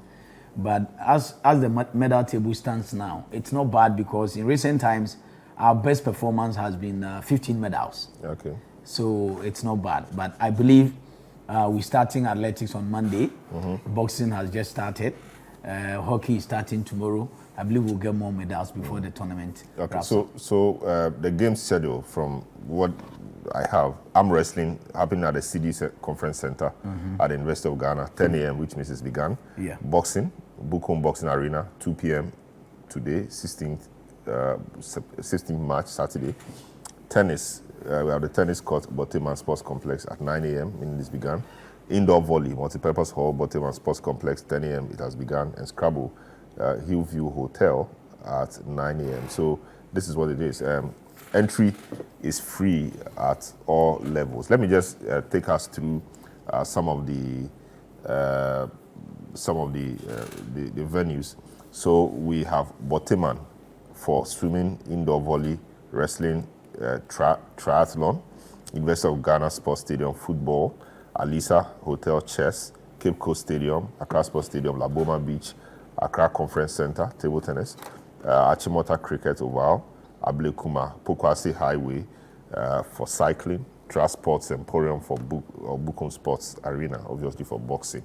So this is what it is. And for most of these, it is free apart from the VIP. The VIP. How's the attendance like now? Are we okay? Are we yesterday we were able to fill the Legon Stadium. We filled the stadium? Yes, it was massive. Oh, I see. Yes. How about the other venues? The other venues, swimming, the finals, I was there. It was filled to capacity. Some were even standing. Yes, there are other venues where the attendance has not been as expected, but in most cases, it's not been bad. Originally, I had my personal view on charging at the gate. At a meeting, I made my views clear that our biggest sporting brand is the Black Stars. And now even when you open free gate Black Stars games, you don't get a full capacity. So I proposed that we should do it for free. But others had other opinions. They thought that if you associate free with anything, people think it doesn't have value. So I don't know, they were in the majority and they won. But they've come back to my proposal. It should be free. It should be free. So now it is free. Empty. Yes, now it is free. So the patronage has started increasing. It's not bad. Yesterday, the Legon Stadium was full. The Black Satellite had the best of support yesterday. I hear about remuneration for the athletes, that they are giving $100 per diem. Is that adequate? Is that enough? What I know is that they take 1,000 cedis a day. 1,000 cedis a day? As per diem. But that's lower than $100. Yes, that's lower than $100. But of course, we are Ghanaian, so even if we are to give them something, it should be dollar equivalent, not in dollars. So will you say the 1,000 cedis a day is enough, is good enough? And is it for the entire duration of the games, or just when their games are being held? No, the entire duration. Once you move to camp. Once you move to camp. Yes, $1,000 a day. So when did they start camping and when are they? I know they had a 6-week program, camping program. So within the 6 weeks. Okay, but in addition to this 1,000 cedis a day, they are fed. They are fed. They are treated nicely. Morning, afternoon, evening. Okay, so this is all they get. So after the games, they give them something else. No, when you win gold, you get $3,000. When you win gold, you get $3,000. $3,000. Silver is $2,000 and bronze is $1,000. Yeah. Okay, so for the rest of them who don't win anything, you don't have semi-finals. You take your per diem and you just take your per diem and then you leave. Yes. Who pays for their airfares and things? Is the nation. Is the nation. Yeah, okay, I see. All right. So, Dan, I said that. I think this is fair. It's fair. My only issue is if it will be paid after all, because I mean we've seen situations where after the last 3 days they had. How are they paid? You put everything together. The last 3 days they put everything together and daily basis. Okay. The per diems are okay. I mean, I think it's okay. It's something they should even be grateful for. My concern is assuming you win gold, the $3,000 being paid, and I'm sure it will be paid after the competition. That's where I have a problem. So who will pay? Obviously not the LOC. The ministry. The ministry. But the only LOC couldn't say, okay, give us this money for this. No. We don't even have an account that we operate separately. We are not autonomous. So are you not concerned that given the situation, what Jerome is raising? Our accounts are operated by the ministry. Yes. The situation with other football, other teams, the women especially, they play a tournament, we are supposed to give them some money, we don't give them years, they still complain, months they complain. Are you concerned that you could have a situation like this repeating itself? I spoke to the deputy minister 3 days ago when they were sharing the first tranche of the per diems, and he said no, there wouldn't be any problem because the monies are but you don't expect him to say yes, there could be a problem. I can only reiterate what he said. Yes. That is Selom. Selom and Edems are always. I don't know, but we are fine. Selom. Wherever there's a Selom, there's an Edem. Forgive me. Forgive me for that. Selom. That is the challenge with sports administration in this country. If it is Black Stars, appearance fees are paid in spite of non-performance right there. They don't go and... Because the Black Stars attract sponsorship. No, but it's taxpayers' money. It's not sponsorship. These Black Stars have not brought anything in terms of sponsorship compared to what the previous Black Stars brought. But their monies are paid immediately. Yeah, readily available. Yeah, so I'm just saying that this arrangement is great. In fact, I think the athletes should be appreciative of what the system or the government is doing. It's great. But whoever wins anything, whatever is supposed to be paid that person should go, so that we don't hear of any bickering or any begging in the media for what is rightly theirs. And I want to make this point about arm wrestling. I think Charles Osesibe and his team really have done well. Very. This morning when I saw the number of medals they've won, I think theirs have even shot up. Our placing standings up, on the table. And that should tell us that if we are paying attention to all the sporting disciplines, or at least identifying those that are real medal hopefuls, they will do well. Instead of maybe throwing everything in the pool and allowing them to go, we can begin to focus on, prioritize is the word. Prioritize a few and see that because these stand the chance of getting us more medals, we probably can invest more, just like we are doing for football. Football doesn't really, in the last few years, we've not really won anything, but we've been pumping so much, So we can look at some of the disciplines and pay a little attention to them. But something like arm wrestling, I don't know how it plays on the international scene really, but football, we all know how football is a major resource or income earner. So when you support football, you know that it has some big effect on the nation, national economy. But arm wrestling, apart from the games, can you say I'm a full-time arm wrestler? Can you say that? It might not be the case. I'm sure Charles and his guys can really answer this question well. But I know, for instance, we are holding the world event. We are hosting the world event in Ghana sometime this year. I'm only saying that even if arm wrestling doesn't put us on the world map properly, or it is not as football is, if we can look at maybe a small fraction of how much we spend on other disciplines and put it into others. For instance, cycling. I think there's a problem there. It's not just about their bicycles or their equipment not coming. There is a problem with organization and leadership there, management of the association. Because you see, you cannot have the sports minister saying one thing and the federation is saying a completely different thing. There could be mistrust. So I'm saying that let us, maybe after the games, look at all the issues that came up.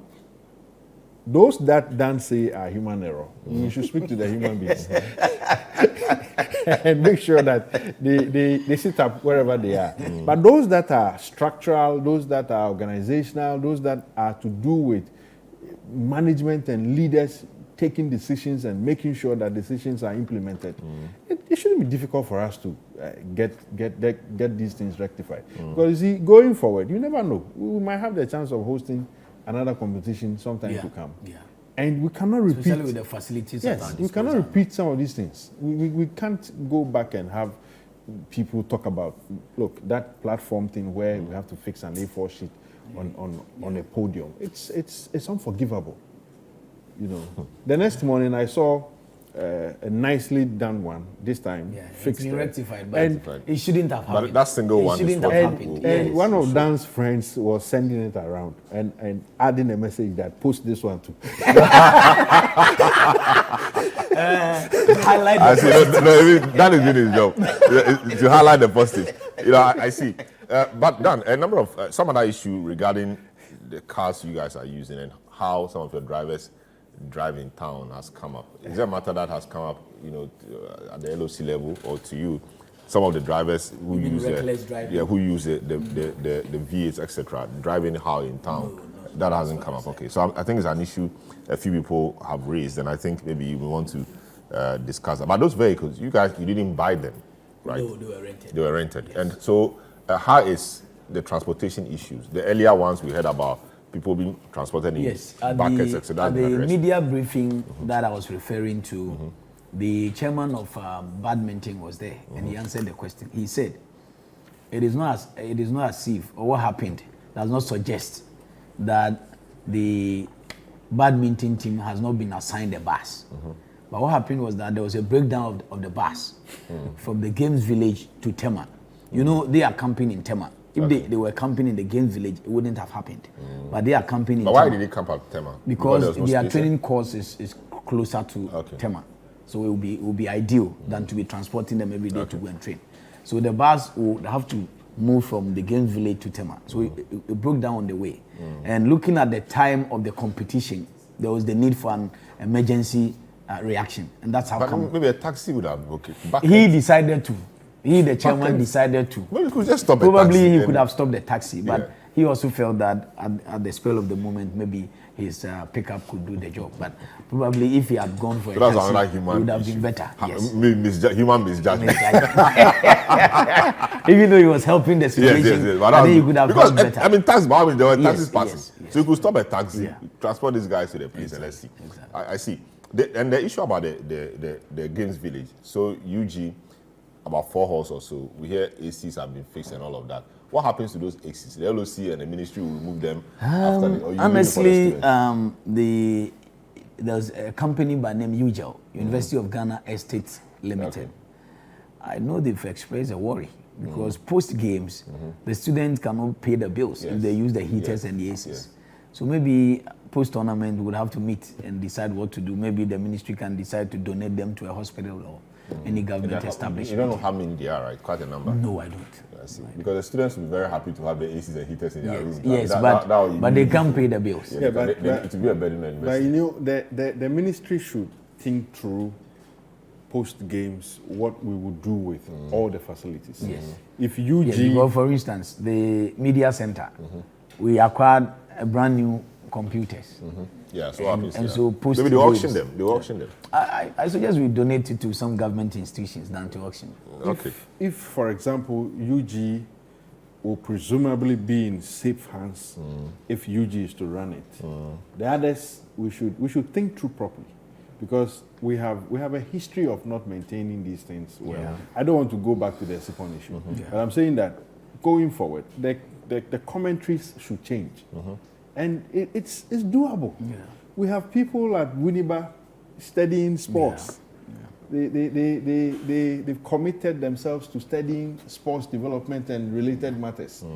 We should maybe liaise with them, sit with the team there, and see what can be done, so that we don't come back talking about maintenance and how we've left facilities to rot and all that. There should be. I mean, we're not the first people doing this. So where possible, let's travel around and learn from. Maybe the portions of the constitution that makes the NSA automatic managers of government sporting facilities should be looked at. Yes, because once it is government, they want to take over. There's a huge dispute now, even though it hasn't come up at Takwa. The Go First Ghana has put up the ultra-modern stadium for the community. And because Mediama is in the premiership, they were using them. The issue as to who manages it, because Go First is donating it to the community. So the sports authority thinks that because constitutionally we have to them. Exactly. You see, with history serving as the guide, and we know the problems of the NSA, it should be possible for us to sit and say that, look, if financing of the NSA is the reason they are not able to do what they are mandated constitutionally to do, let's finance them. If not, there should be a way out. Maybe public-private partnership. Yeah, we shouldn't just say, by law, NSA should do it. Meanwhile, they don't have the capacity to run it. Look at what they've been doing to the Accra Sports Stadium. And people thought it was the best way to manage the stadium. I don't renting think so. It out to concert people. No, even if you are renting it, why? Stadiums across the world are used for different purposes. But I'm saying that there are things you have to do. One, the opening ceremony of these games, it was at the University of Ghana Stadium. Yeah. I was there the Saturday morning. I was there for like 6 hours. I was there when they were removing the structure they used for the opening ceremony. And the pitch was covered. There was a platform with some cloth, everything. They covered the entire surface of the playing field. Yeah. Accra Sports Stadium, we don't do that. You just leave it that way. And look, even after covering it, yesterday, you saw the quality. The quality of the pitch has been reduced. Yeah. Which means that when you don't cover it, the damage is more. Yeah. So you know, I don't see. Okay, even when you're watching the Premiership break time, I mean half time, we see them try to water the park and do all of that. But we don't. No, here. Early morning They have. No, at Legon we have the underground pipes for watering. So they have made it clear to us that maintenance of the state infrastructure, like the stadiums, is difficult because of money. Such that Accra Sports Stadium, ECG can cut their power because they are not paying bills. And these things are likely to recur. They are going to happen again if we don't take practical measures of dealing with it. The Midiama incident, for instance, I don't see why there should be controversy. Because Goldfields, they built it. If it is for the community. But the community, the question, who will manage it in the community? or they set up a committee in the So community? let the community, with the ministry, with the NSA, find a common ground and operate. Yes, there is the law, but in practice, the law has not even worked in favor of the NSA. I see. So, in concluding, Dan, how do we get information? Is it by calling you, or there's a regular update giving? The LOC has a functional website, Accra2023ag.com. Accra 2023 AG. AG means African Games.com. And then our social media handles, Facebook, Twitter, Instagram, TikTok, they all have Accra 2023, Accra 2023, Accra 2023. So it's easily accessible. The fixtures, people have been asking of the fixtures, but they are all there. From today till the end of the games, we've been able to do it. Initially, there was difficulty because there were so many changes. You would prepare the fixtures, and the next moment, a federation head will call you that, oh, there's been a change. But now we've been able to sort it out. So how about issues about tickets? How do we get tickets? Yes, okay, now so there's no issue about tickets, right? No, there is VIP unless you want to be VIP. be at a VVIP, then you behave as such. Okay. So how do we do that? We use a short code? I like that part. Is there a short code, or we go to a shop, yes, an office and buy? You can still use the short code, star 713 star 23 hash. Okay. Yes, but I don't want to rely on that. Yesterday we printed tickets. Okay. I think it is more reliable. Okay, so at the gate? At the gate, because for whatever reason, 2 hours before the start of the opening ceremony, the ticketing platform indicated sold out. Meanwhile, there were seats, there were empty seats. Somebody checked with the same platform for the closing ceremony, and it is still sold out. So I don't know whether the system has been hacked or somebody is trying to sabotage us. So ideally, just get the ticket at the gate if you want to be at the VVIP, but the rest is free. So your final word? My final word, I want to thank the media because no matter the challenges, no matter the difficulties, we've united for a purpose. There are so many things that if we decide to focus on them, maybe the games wouldn't come to a successful end. But the media has done so well. And so I would want to say a big thank you to the media. Yes, we've spoken about the challenges, but we've done more of the positives. And then urge every Ghanaian to partake. Monday, we're having athletics. Now the LOC has instituted a daily briefing of the media. We're looking at briefing the media tomorrow evening, 6 p.m. The time is 6 p.m. every day. And we would want to, at the University of Ghana conference room, the stadium conference room.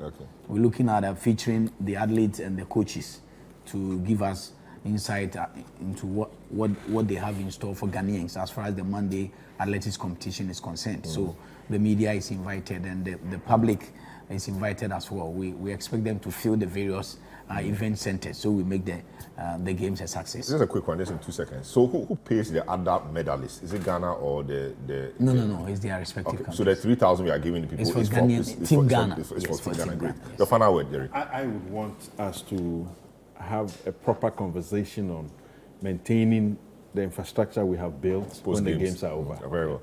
All right, so that's how we conclude today's edition of the program. It's been interesting. We started with Dumsor, even though Dumsor found its way into the sports discussion. And my guest, Dan Kuku Yeboah, member of the local organizing committee and spokesperson for the committee, and Jerome Otri, sports journalist and a friend of the station. We thank you so much for doing the listening and the viewing. My name is Selom Adunu. Catch you same time next week for another exciting edition. Have a good afternoon.